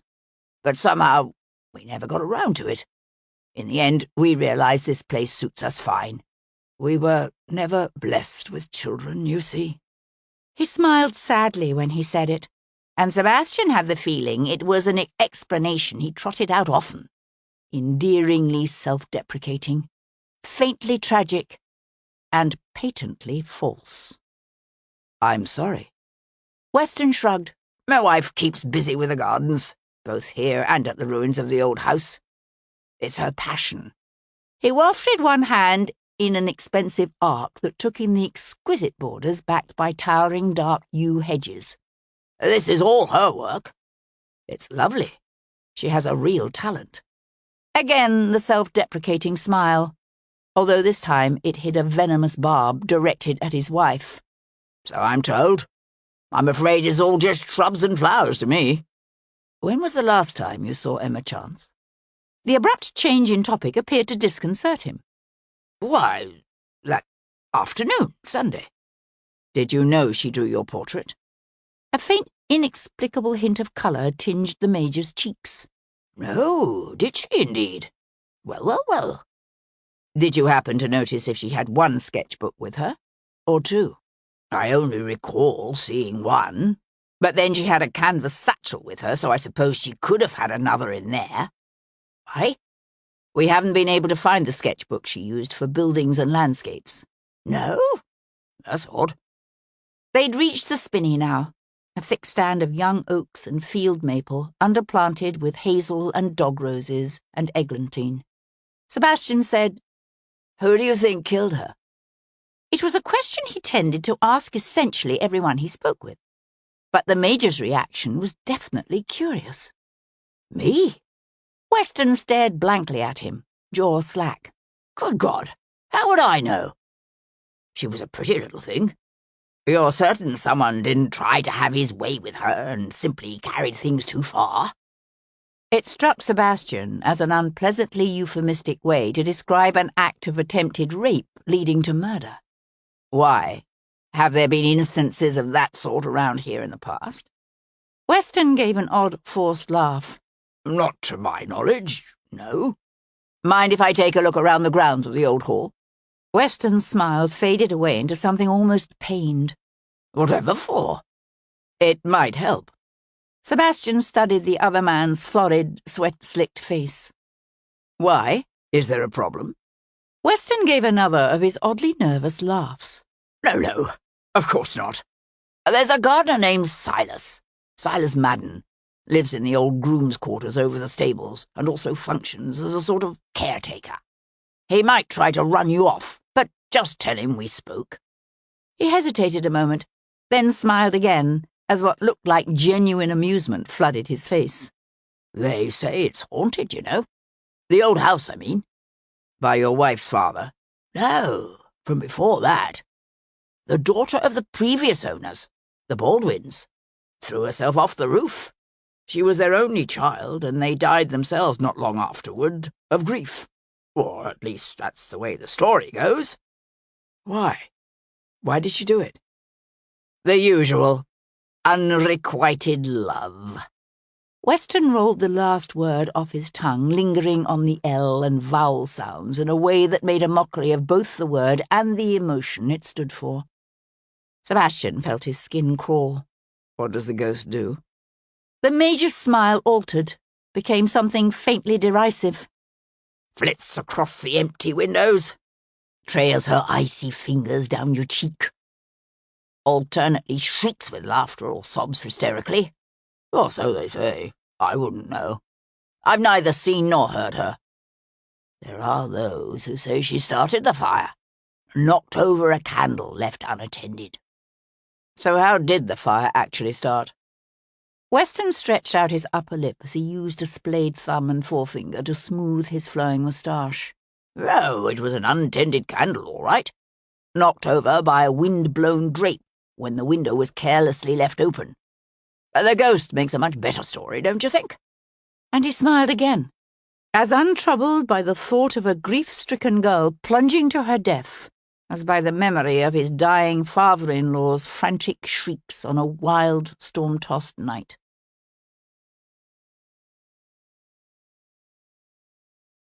Chapter 17. Major Weston was still standing in his drive, smiling faintly after them when Sebastian drove away. So what did you learn? Sebastian asked Tom. Tom let out a scornful snort. In his own way, the tiger could be quite the snob. It's a right shabby establishment, that one. Ain't but one groom, 2 hacks, a showy hunter that probably ain't got no bottom, and a mare to pull the gig. Sebastian turned the chestnuts onto the narrow, overgrown track that curled around the spinney toward the ruins of Mablethorpe Hall. In other words, Major and Mrs. Weston are living in considerably reduced circumstances. Ain't they just? According to Andrew, he's the groom there, the only reason they ain't in the poorhouse is because Mrs. Weston got her dad to change his will right afore he died. Seems he left everything tied up, so's the Major can't touch none of it. It's Mrs. Weston what controls things now. Interesting. Andrew says the Major don't like it at all, that there ain't nothing he can do about it. He don't cotton to all the ready she wastes on her gardens, neither. Andrew says they've had some right royal rows about it. Her gardens are lovely. Andrew says the dower house ain't nothing compared to what she's done with the old hall. At that moment, the gardens of the main house opened up on the far side of the spinney, and Sebastian drew up for a moment as the glory of Liv Weston's creation spread out before them. It had become the fashion in recent decades to use ruins as decorative accents in gardens. Those without the good fortune to possess an authentic ruin on their estate simply built them. Everything from imitation Greek temples to picturesque recreations of romantic Crusader towers and crumbling medieval chapels. But Mrs. Weston possessed the real thing at the centre of her gardens, and she had used it magnificently. The hall might date back only to the early 18th century, but in its ruined state it looked much older, the ivy-hung walls looming over a Renaissance-inspired knot garden with arbours and turf seats and honeysuckle-draped pergolas. There was an Italian garden, with a long canal flanked by tall, dark evergreens, and a medicinal herb garden, and a romantic, wild-looking nuttery and orchard, underplanted with campanulas and daisies and poppies. A stocky man pushing a wheelbarrow full of hedge clippings down a grass path paused to watch through narrowed eyes as Sebastian brought the curricle to a halt before the ruined house. The gardener wore a faded blue smock and wide-brimmed straw hat, and held the stem of an unlit clay pipe clenched between his rear molars. He shifted the pipe thoughtfully with his tongue as he watched Sebastian hop down to the gravel. "You must be Silas," said Sebastian, advancing on him. "Major Weston said you'd show me about the old hall." The gardener's heavily featured face remained impassive. He did he? And who might you be? "I'm Devlin." Silas turned his head and spat. His skin was dark and coarse and deeply scored with lines from his years of work in the sun, although his sandy hair showed only the faintest touches of grey. He had a short but powerful build, with thickly muscled arms and legs, and was probably somewhere between 40 and 50. I take it you're that grand London lord what's looking into the death of the lady. "That's right. I understand she was here Sunday afternoon, sketching the ruins. Did you see her?" Course I seen her. I'm here every day, all day, aren't I? Did you speak with her? Suppose I did. Sebastian was remembering Hannibal Pierce's comment that Emma Chance had been asking the villagers an unusual number of questions. What about? About the garden and the house? What do you think? Sebastian stared out over the ripe summer borders of lavender and lilies, agapanthus, and late-flowering clematis. "It's a lovely garden." Miss Liv done it all herself. Miss Liv, Sebastian noticed, not Mrs. Weston. "She's very talented," said Sebastian. The muscles in the caretaker's face contracted in a grimace.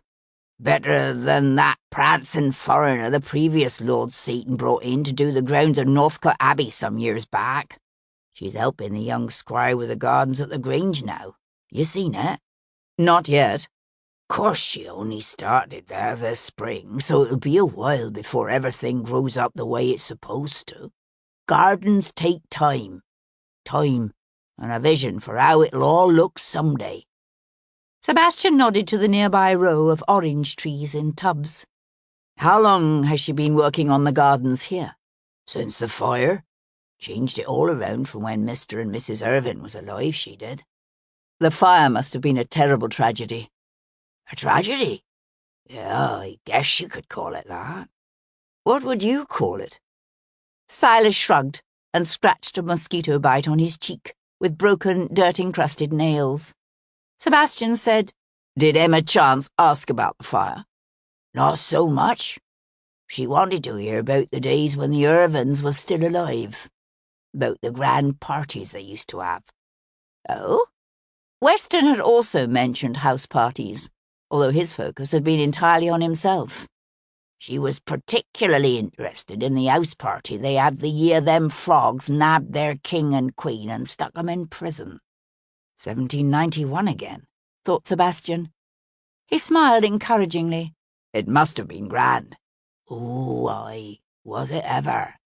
They had more'n 30 guests that year, including titled lords and ladies, from as far away as Worcestershire and Herefordshire. The gentlemen would go out shooting every morning, while the ladies strolled the gardens or did whatever it is ladies do with their days.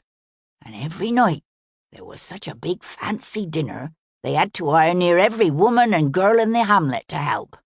And then at the end there was a masked ball, the likes of which ain't never been seen around here before or since. Were you also gardener here, under the Baldwins?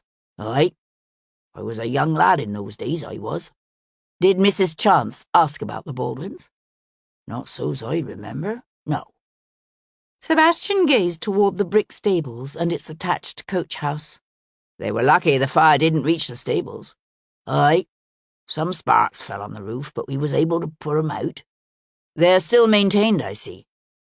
Silas shifted his posture, as if drawing into himself, his arms coming up to fold across his chest. I live there now. Use the old stores and carriage house for storage. Sebastian studied the rutted track leading to the old carriage house, but all he said was, "I'm surprised the house was never rebuilt." Silas hawked up a mouthful of phlegm and turned his head to spit downwind. Old Mr. Irvin, he was always right clever about a heap of things, but he got sick near the end, and it made him foolish. Foolish as a child he was for a couple of years. Let the Major do whatever he wanted. The gardener's jaw sagged, then tightened again as he clenched his teeth down hard on the stem of his unlit pipe. Sebastian waited for the gardener to elaborate, but he simply stared out over the rows of quinces, plums, and apples in the orchard. It wasn't difficult to imagine what would happen to an estate under the stewardship of a man such as Eugene Weston, however temporary it might have been.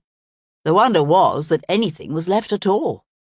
Sebastian squinted up at the gaping empty windows of the house's blackened facade, the broken tracery standing out stark against the blue sky. "I hear the place is haunted," he said with a smile. He expected the gardener to scoff at the notion. Instead, Silas simply shrugged, although there was a noticeable increase in the intensity of his breathing. "Do you ever see her?" asked Sebastian. "Marie Baldwin, I mean. That was her name, was it not?" "Ain't just her," said Silas, his voice quiet and gruff.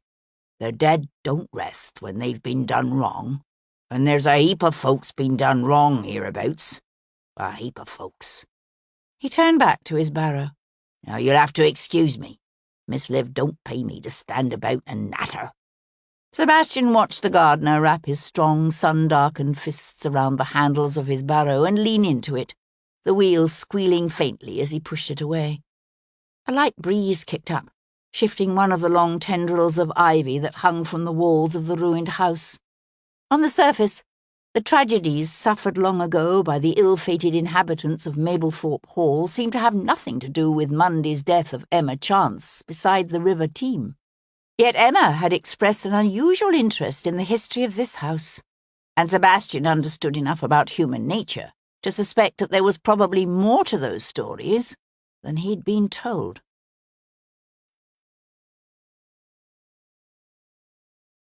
Chapter 18. When people said the Blue Boar was Ayleswick's only respectable inn, they didn't mean it was the area's only hostelry. For everyone who wasn't respectable, there was the Ship. It stood at the crossroads to the east of the village, where the main road to Ludlow intersected the lane that led to Mablethorpe Hall's main gates, before narrowing to a track that snaked south across the Team. Once, this had been the site of a small hamlet, but only a few cottages were now left standing, the rest having long since collapsed into ivy and thistle-covered mounds of rubble. It was a common enough sight in the English countryside these days, since the Enclosure Acts had squeezed an increasing number of small farmers and their even poorer neighbours off the land. The ship itself was a ramshackle timber-framed affair, with casement windows and a ratty thatched roof. Sebastian turned into its dusty yard to find a lean, dark-haired man currying a fine blood bay. He'd stripped down to his shirt sleeves, the muscles of his back and shoulders bunching and flexing with his work. As Sebastian reined in, the man looked up, his hand stilling at his task as he watched Sebastian hand the reins to Tom. "You're Jude Lowe," said Sebastian, hopping down from the high seat. The man rested his bent wrists on his hips. "I am." He had dark, almost black hair worn long over his collar, so that it gave him a faintly rakish look. His cheeks were cleanly shaven, his features rugged but handsome, his eyes a dark brown. Despite his task, he was dressed well, his linen clean and white, his boots worn but polished. The coat he'd taken off lay thrown over a nearby bench. And Sebastian found himself reminded again, in some indefinable way, of Jamie Knox. "I'd like to ask you about Emma Chance," said Sebastian. Lowe let out his breath in an incredulous grunt. "What makes you think I know anything about her? She drew your portrait, did she now? I didn't know that. When did you see her?" Lowe tossed aside his currycomb and reached up for a rag to wipe his hands. "Must have been Sunday, I guess. She was sitting there." He nodded toward the grassy bank on the far side of the road, beside the mound of some vanished cottage, "drawing a picture. She looked hot, so I walked over and offered her some lemonade." "You knew who she was?" Lowe's dark eyes gleamed with quiet amusement. "Ain't like we get a lot of strangers hereabouts, especially pretty young ladies drawing pictures. Of course I figured who she was. Everybody's been talking about her." "Did you speak with her?" "I bet. She wanted to know about the tavern, how long I'd been here, that sort of thing." It struck Sebastian as a profoundly peculiar line of questioning for a young gentlewoman to have asked the owner of a wayside tavern. But then, Emma Chance had been asking a number of peculiar questions. "So, how long have you been here?" Lowe shrugged. "Lived here my whole life. Took over from my father when he died back in 97. Sebastian stared off across the treetops to where the blackened chimneys of the ruined great house showed dark against a puffy white cloud. "So you were here the night Mablethorpe Hall burned?" "Aye. Lit up the old sky, it did. Ain't never seen nothing like it." Sebastian studied the tavern owner's strong cleft chin and straight brows. The resemblance to both Jamie Knox and Jenny Dalrymple was definitely there, although in an area this sparsely populated, Sebastian supposed most people were related to one another to some degree. He shifted his gaze to the tumbled ruins of a nearby cottage. "How long has the hamlet been like this?" Lowe's jaw hardened, a flinty look coming into his eyes. "Old George Irvine pushed a bill of enclosure through Parliament in 92. After that, those who could either left for London or emigrated to America. The rest died in the poorhouse. And then the old bastard howled when his poor rates went up." Lowe turned his head and spat. "May his blackened soul burn in hell forevermore." "How long was he bedridden before the fire?" "A year, maybe. I dunno. Why? What's any of this to do with the dead lady?" "I'm told she was asking about the Irvines." Lowe gave a soft laugh. "From what I hear, she was asking about anyone and everyone." "Any idea why?" "Said she wanted to know about the places she was sketching. Said it helped her to understand them. Sounds right peculiar if you ask me. But then, I'm no artist now, am I?" "What do you think happened to her?" Lowe stared at him a moment, his features tight, his eyes hooded and unreadable. "Why are you asking me?" "You own a tavern. Men tend to talk in their cups. Not about murder. Not if they don't want to hang. Lowe reached for his nearby coat and slipped it on, his gaze still fixed on Sebastian's face as he carefully adjusted his cuffs. Jenny tells me you knew Jamie. I did. Sebastian waited for the tavern owner to remark on the resemblance between the two men. Instead, he said, My mother hasn't been well since he died. Took it right hard, she did. My mother? She buried 3 husbands, the Reverend had said of Hetty Kincaid. And Sebastian realized now that Hetty's first husband must have been Jamie Knox's grandfather. The second had fathered Jude Lowe, while the third was the unknown Mr. Kincaid. You're saying Hetty Kincaid is your mother? Aye? Eleanor Knox was my sister. Half-sister, anyway, for all she was 16 years older than me. I was only a babe myself when Nellie died, and my mother raised her babies as her own. So Jamie and me, we grew up like brothers. Lowe tilted his head to one side. I didn't believe Jenny when she said you looked enough like Jamie to be his twin. But 'tis true. Of course, it's near 20 years since I seen him. Took the king's shilling when he was barely 16. Sebastian was silent for a moment, his gaze drifting over the tavern's sagging roof and ancient walls. He'd been imagining Knox growing up in Hetty Kincaid's cottage beside the shady millstream. Now, he realized the rifleman must have come of age here, in this tavern, in the midst of a dying hamlet strangled by the worst excesses of the enclosure movement. It explained much. Jude Lowe drew a deep breath that flared his nostrils. I always meant to go up to London and see him. Now it's too late. You know he left a son. Aye, my mother wants Pippa to bring the boy up here to her, but she won't hear of it. She may change her mind. She may. Lowe watched in silence as Sebastian turned to leap up to his curricle's high seat. He waited until Sebastian was gathering the reins before saying, Everyone in the village thinks that widow killed herself. What makes you so certain she didn't? Because she was smothered. Lowe shook his head in disbelief. Don't know if I'd put much stock in anything old Higginbottom tells you. He told my grandad there was nothing wrong with him a good cupping wouldn't cure, and was still eating the damned cups when the old man keeled over dead. Charged us for the cupping too. Said it weren't his fault the man died before he finished. The bruises on Emma Chance's face are faint, but they're there, said Sebastian. She was smothered. Lowe reached for his bay's lead. Never heard of such a thing. Who'd know how to kill without leaving no sign of it? Someone with experience at killing, thought Sebastian, but he kept that observation to himself. Sebastian drove next to the dilapidated farm of Dr. Hiram Higginbottom. He found the doctor in a pen near the barn, down on his knees beside a prostrate, sick cow. She going to be all right? Asked Sebastian, as Higginbottom lumbered to his feet with a grunt. Who knows? Maybe God, assuming God takes an interest in sick cows. I'll have to remember to ask the Reverend. Sebastian watched the doctor bend to brush the dirt from the knees of his old-fashioned breeches. Have you finished Emma Chance's post-mortem? Higginbottom straightened slowly. I have. Anything interesting? The doctor stared at him a moment, and Sebastian suspected the man was tempted to tell him to wait for the coroner's inquest like everyone else.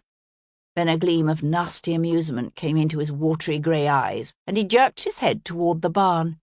Come, I'll show you. The dilapidated lean-to was even more hot, stuffy, and fly-ridden than before, and thick with the stench of death. Emma Chance lay on the crude table where Sebastian had seen her before, her remains looking oddly shrunken now beneath a stained sheet that didn't quite cover her bare toes.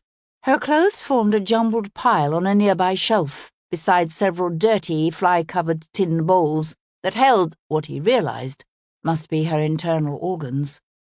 He was aware of Higginbottom smiling at him openly now, eyes narrowed with malicious satisfaction. Sure you're up to this? Yes. Higginbottom gave a disappointed grunt and shoved aside the sheet to pick up the cadaver's right arm. All traces of rigour had gone off by now, leaving the body limp. "There's a faint bruise here," he said, pointing to her forearm. "Course she could have done it before, somehow, but it looks to me like the imprint of a man's thumb." He let go of the arm and it slid off the edge of the table to dangle down toward the dirt floor. "Other than that, the only thing of interest is this." He rolled the body onto its side, revealing a long, slender, bare back, now purple with lividity. "Probably wouldn't have noticed if I hadn't had a couple of the lads move the table out into the sun while I did the post-mortem, but I assume with your stellar eyesight you can see what I'm talking about." Sebastian studied the strange pattern of faint abrasions on Emma Chance's shoulder blades. "What are they from?" "I haven't the slightest idea," said the doctor, letting the body flop back onto the table. He made no move to cover it again with the sheet. "That's it," said Sebastian. "That's it. What about her lungs and heart?" "They look normal enough." "When do you think she was killed?" "Sometime Monday, presumably. How am I supposed to know?" Sebastian reached to draw the sheet back over the dead woman's naked body. "I assume you looked at the contents of her stomach." Higginbottom glared at him from beneath bushy grey brows. "I did. She had a fair amount of half-digested food in there, but from which meal I've no idea." Sebastian paused with the sheet still in his hands, his gaze on Emma Chance's pale, waxy face. Her skin had taken on the colour and texture of old vellum, and he found himself wishing that he could have met and spoken with her when she was still a laughing, breathing, vital and talented young woman, before she was reduced to this husk of decaying flesh. He drew the sheet over her face and turned toward the door. "So, who do you think did it?" asked Higginbottom, following Sebastian into the yard. "I've no notion."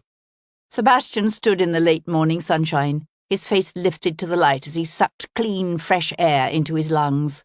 "You're certain she wasn't sexually assaulted?" Higginbottom fumbled in his pockets to come up with his pipe. "No sign of it." Sebastian started to turn away. "Did find one thing might be of interest, though," said Higginbottom. Sebastian paused to glance back at him.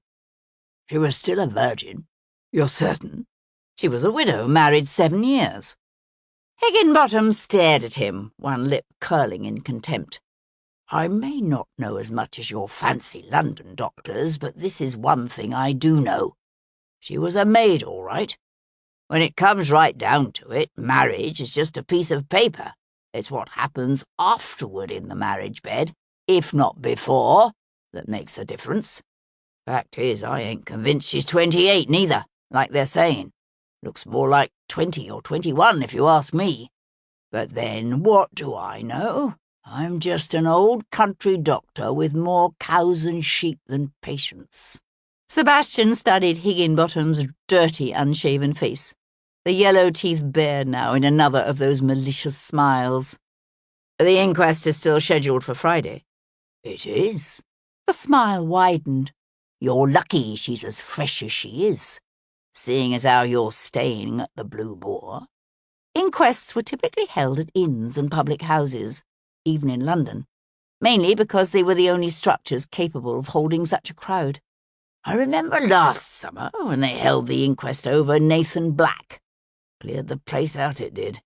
He was in the team a week before they found him, and I sure as hell wasn't keeping him here.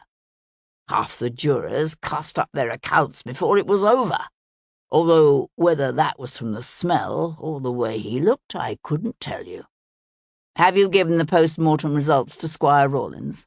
asked Sebastian, refusing to rise to Higginbottom's bait. "Ain't seen him. Said he was going to Ludlow to try and find out what he could about the dead woman's people. If he don't, the parish is going to have to pay to bury her." "I suspect when her goods are sold, there'll be sufficient funds to pay for her interment." "That a fact? Well, lucky for her. Maybe she can pay for her own post-mortem while she's at it." Sebastian glanced back at that silent, still form, the stained sheet now thick with flies. "Who are you?" he wanted to ask her. "Who are you really?" It seemed everything, from her name to her age to her true marital status, had been called into question. About the only thing he knew for certain about the woman who'd called herself Emma Chance was that she was a gifted artist, and that someone had wanted her dead.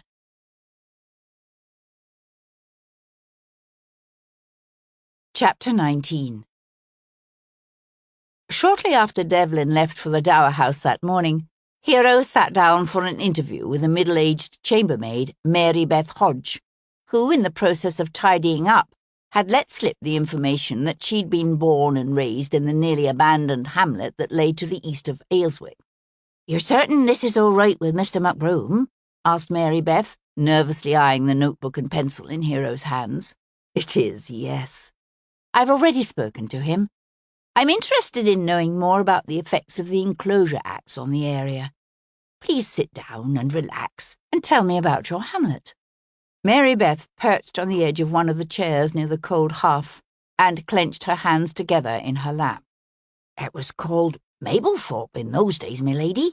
That's why the Baldwins named their big house Mablethorpe Hall after the hamlet. Though there ain't many remembers that nowadays." "Your father was a farmer?" "He was, milady. Cut his hand real bad on a sickle and died from it. He did, when I was just 15. That's when I married my Nate." "Your husband was a farmer as well?" "Yes, milady." "So you remember when George Irvin's Bill of Enclosure passed through Parliament?" A shadow touched the chambermaid's elf-like features, leaving her looking both older and sadder. "Don't I just, milady? We didn't know nothing about it till the commissioners come and posted the act on the church door, and by then there weren't nothing we could do about it now, was there? The commissioners were the ones decided who got what, and of course they gave all the best land to Mr. Irving and divided up what was left among the rest of us. Only we couldn't keep it unless we fenced it, and who could afford to do that? Plus there was all sorts of fees we was supposed to pay. And why was that, when it weren't nothing we'd ever asked for?"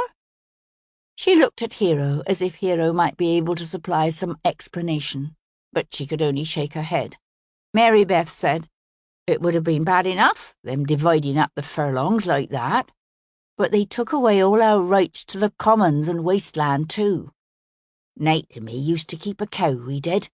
The milk from that one cow was worth half what a man could earn in a day, but once we'd lost the commons, we couldn't keep her no more, and had to sell her. I had a little baby girl in those days. Julie was her name.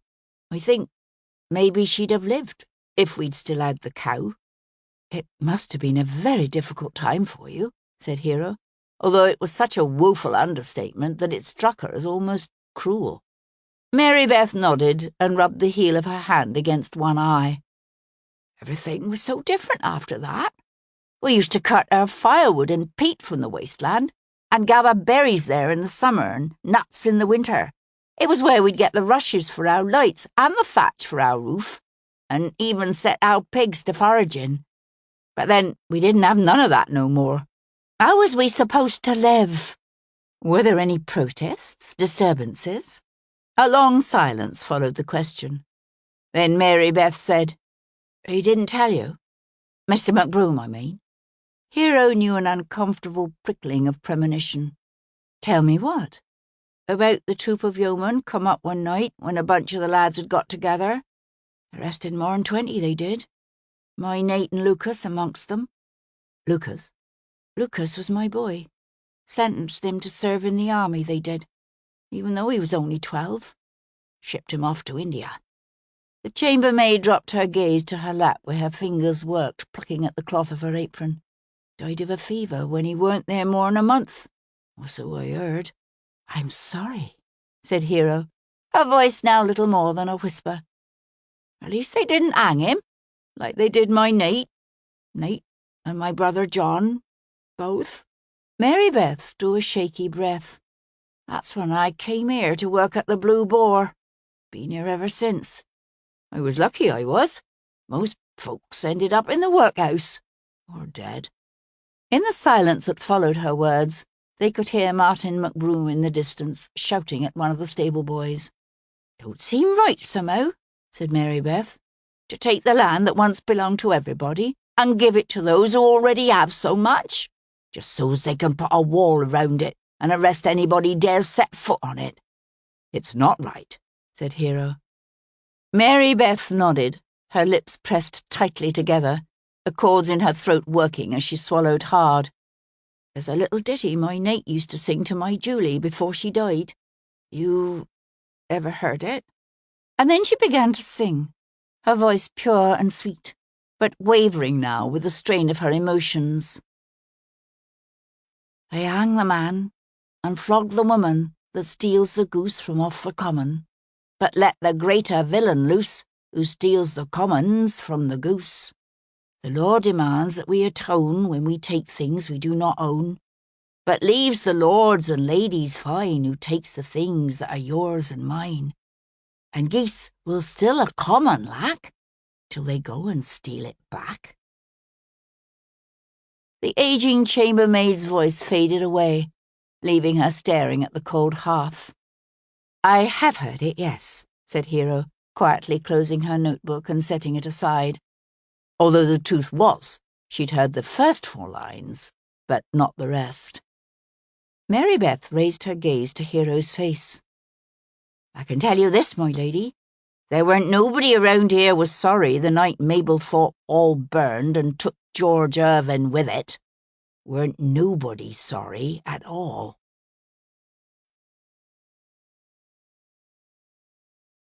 Chapter 20. An hour or so later, just as the church bell was striking 11, the Reverend Benedict Underwood's punctiliously correct wife Agnes paid a courtesy call on Viscountess Devlin.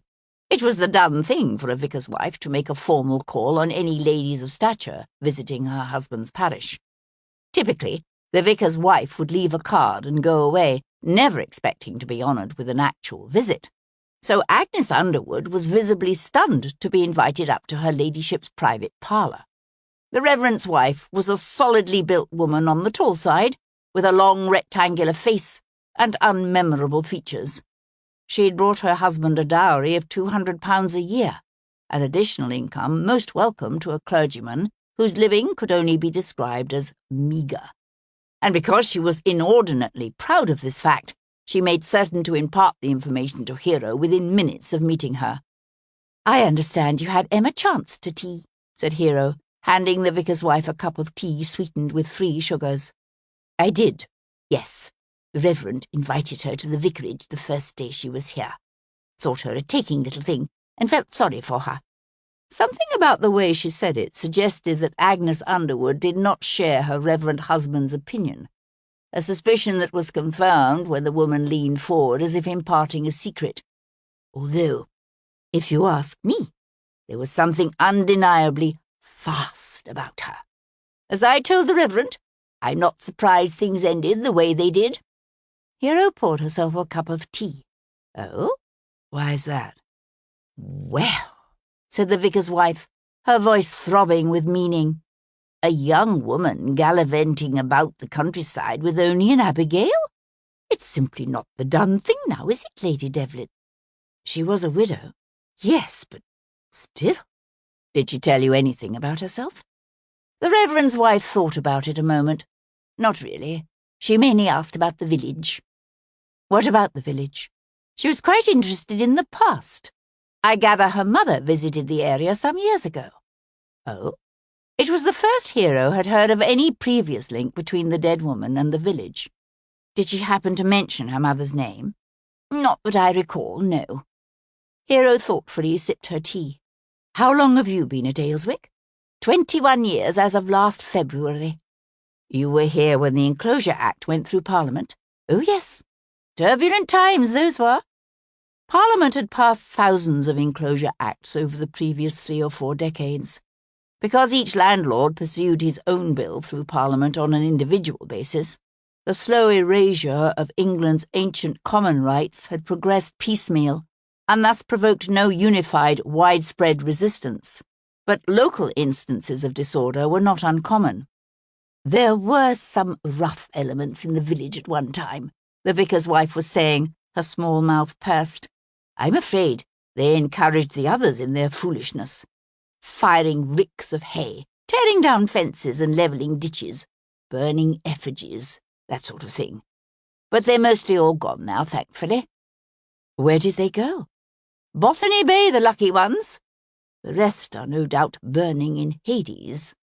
You mean they were hanged? Oh, yes, although not enough of them, if you ask me. Her eyes blazed. The vicar's wife was obviously not an advocate of Christian clemency. Hero had seen a weathered gibbet standing near the crossroads to the east of the village. She wondered what it did to a small community like this one, when those with power and wealth took the lives of those without either. When was this? The hangings?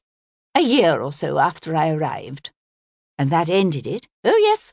That and the transportations. The village seems so peaceful now, said Hero, offering her guest a plate of small cakes. One would never imagine it had such a violent past. Believe me, said the vicar's wife, nibbling on a cake, it was quite terrifying at the time. Since vicars typically benefited from the enclosures at the expense of their poorer parishioners, it wasn't unheard of for rioters to set fire to churches and vicarages. Was anyone killed? Apart from those hanged, obviously. No. Although Lord Seaton's steward was threatened once by some ruffians with blackened faces. You mean Samuel Atwater? Hero poured her visitor another cup of tea. So, what do you think happened to Emma Chance? Personally, I've no doubt that when all is said and done, the inquest will return a verdict of filo de se. Suicide? Really? Yes. I suppose it's possible, said Hero. It's inevitable. We've never had a murder in the village. At least, not of the nature they're suggesting. Hero studied Agnes Underwood's plain, complacent face. Have there been other suicides? Not for some years, no. Not since several girls did away with themselves after getting in the family way. Some silly fools whispered at the time that they'd been murdered.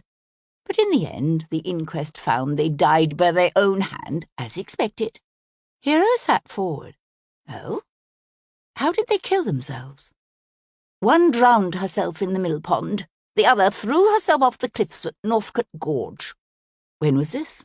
15 years ago. So, about the time of the enclosure troubles? A few years afterward, I believe.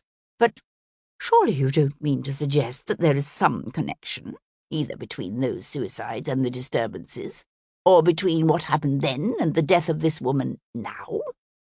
No, of course not, said Hero, reaching for the plate of cakes. Won't you have another?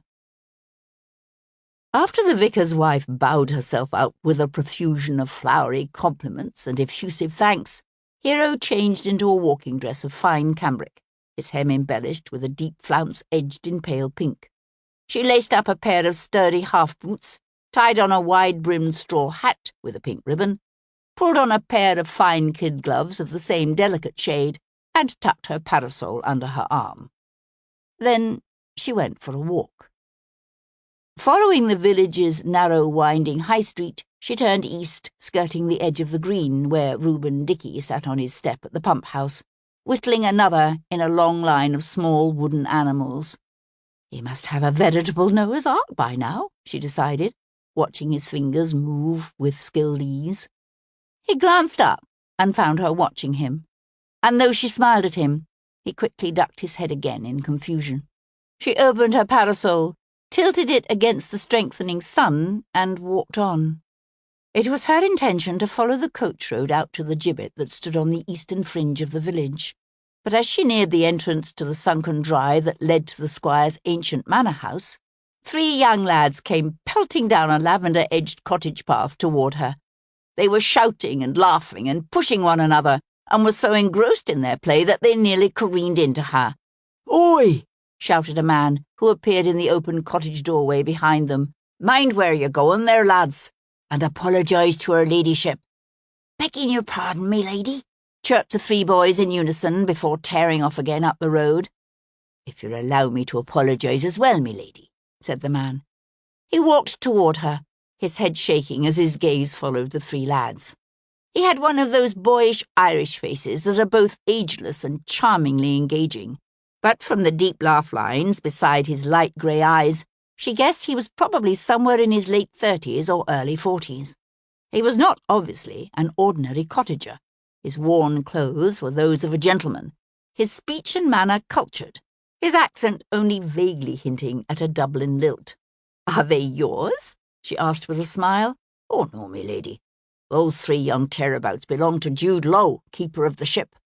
I'm nothing more than the humble village schoolmaster." He wasn't wearing a hat, so he couldn't sweep it off with a flourish, but he still managed to sketch an elegant bow. "Derry Flanagan, at your service." She looked at him with renewed interest. "Ah, you're the one who was speaking to the miller's wife last Monday evening, right before she saw Emma Chance." "I am indeed, my lady, and what a charming young gentlewoman she was. Such a pity what happened to her." "You spoke with her?" "Not then, no. I came across her earlier, though, when she was painting a watercolour of the High Street." "When was this?" "Must have been Friday or Saturday, I suppose. She had quite the talent, she did." Hero studied his mobile, expressive face. "What do you think happened to her?" "Me? I wouldn't be knowing, me lady. I've only been here a couple of years myself." The smile lines beside his eyes deepened as if with pain. "I'd have said it was a peaceful, friendly place, this. Which just goes to show now, doesn't it?" "How do you come to be here?" "Pure serendipity. I was passing through the village the day they were burying the old schoolmaster. Stopped at the ship for a bite to eat, and heard everyone talking about how they'd be needing to find someone to take the dead man's place. So I stayed."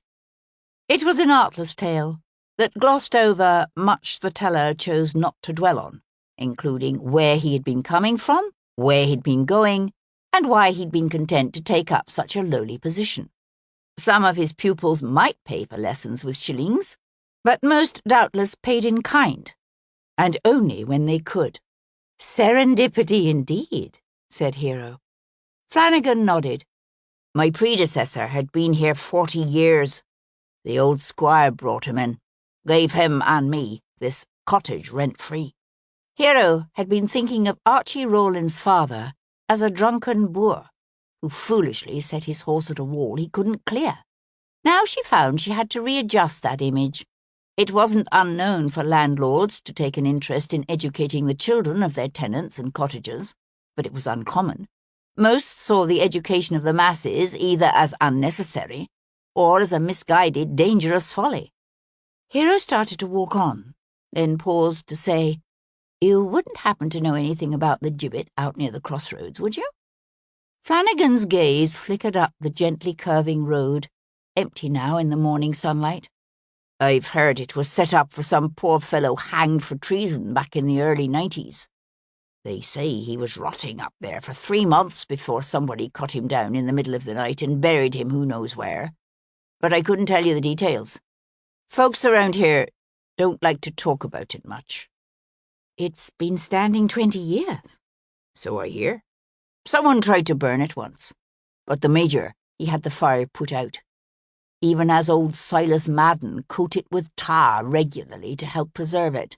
Tends that gibbet with as much care as his wife tends her gardens, he does." "I wonder why," said Hero. But that was a question the Irishman was unable to answer.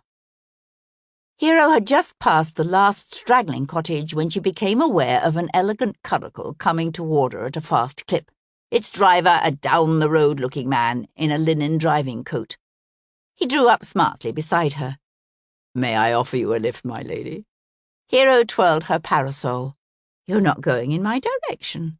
"I can fix that," said Devlin. The gibbet stood just before the sad remnants of the small hamlet at the crossroads. Towering some 20 or more feet high, its base set in a massive stone sunk in the ground, the thick post had strong bars of iron running up its sides as reinforcement. "Someone obviously wanted it to last," said Hero, one hand holding her hat in place as she tipped back her head to stare up at the gibbet's projecting crosspiece. In the distant past, men were sometimes gibbeted alive, hung up in close-fitted, specially forged iron cages, and left to die of thirst and exposure.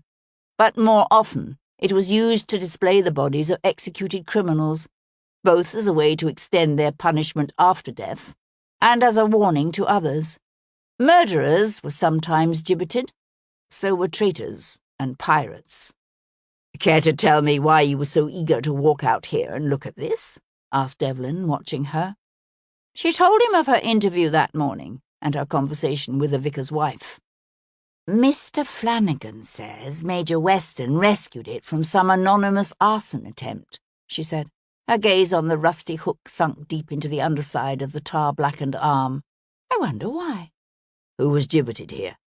Flanagan didn't know precisely, only that it was someone executed near the end of the last century. But have you noticed how everyone keeps bringing up the past? Everything from extinct families and house fires to riots and suicides and hangings. I suppose villagers do tend to be more acutely aware of those who have lived out their lives in the same place before them, and yet— Her voice trailed off as she struggled but failed to put her thoughts into words. Evelyn followed her gaze. Emma Chance was asking an extraordinary number of questions about the past herself, and I'm not convinced she was motivated entirely by a desire to know the history of the building she was drawing. Hero turned her head to look at him. You think that could be why she was killed? Because she was asking questions someone didn't want answered? I think it's certainly a possibility. Together they stared up at the old fire-charred pole as a gust of wind fluttered the brim of Hero's hat and set the branches of a nearby elm to rubbing against each other. And although the air was warm, Hero found herself shivering, for it sounded exactly like the creak of rusty chains straining with the sway of a dead man's weight.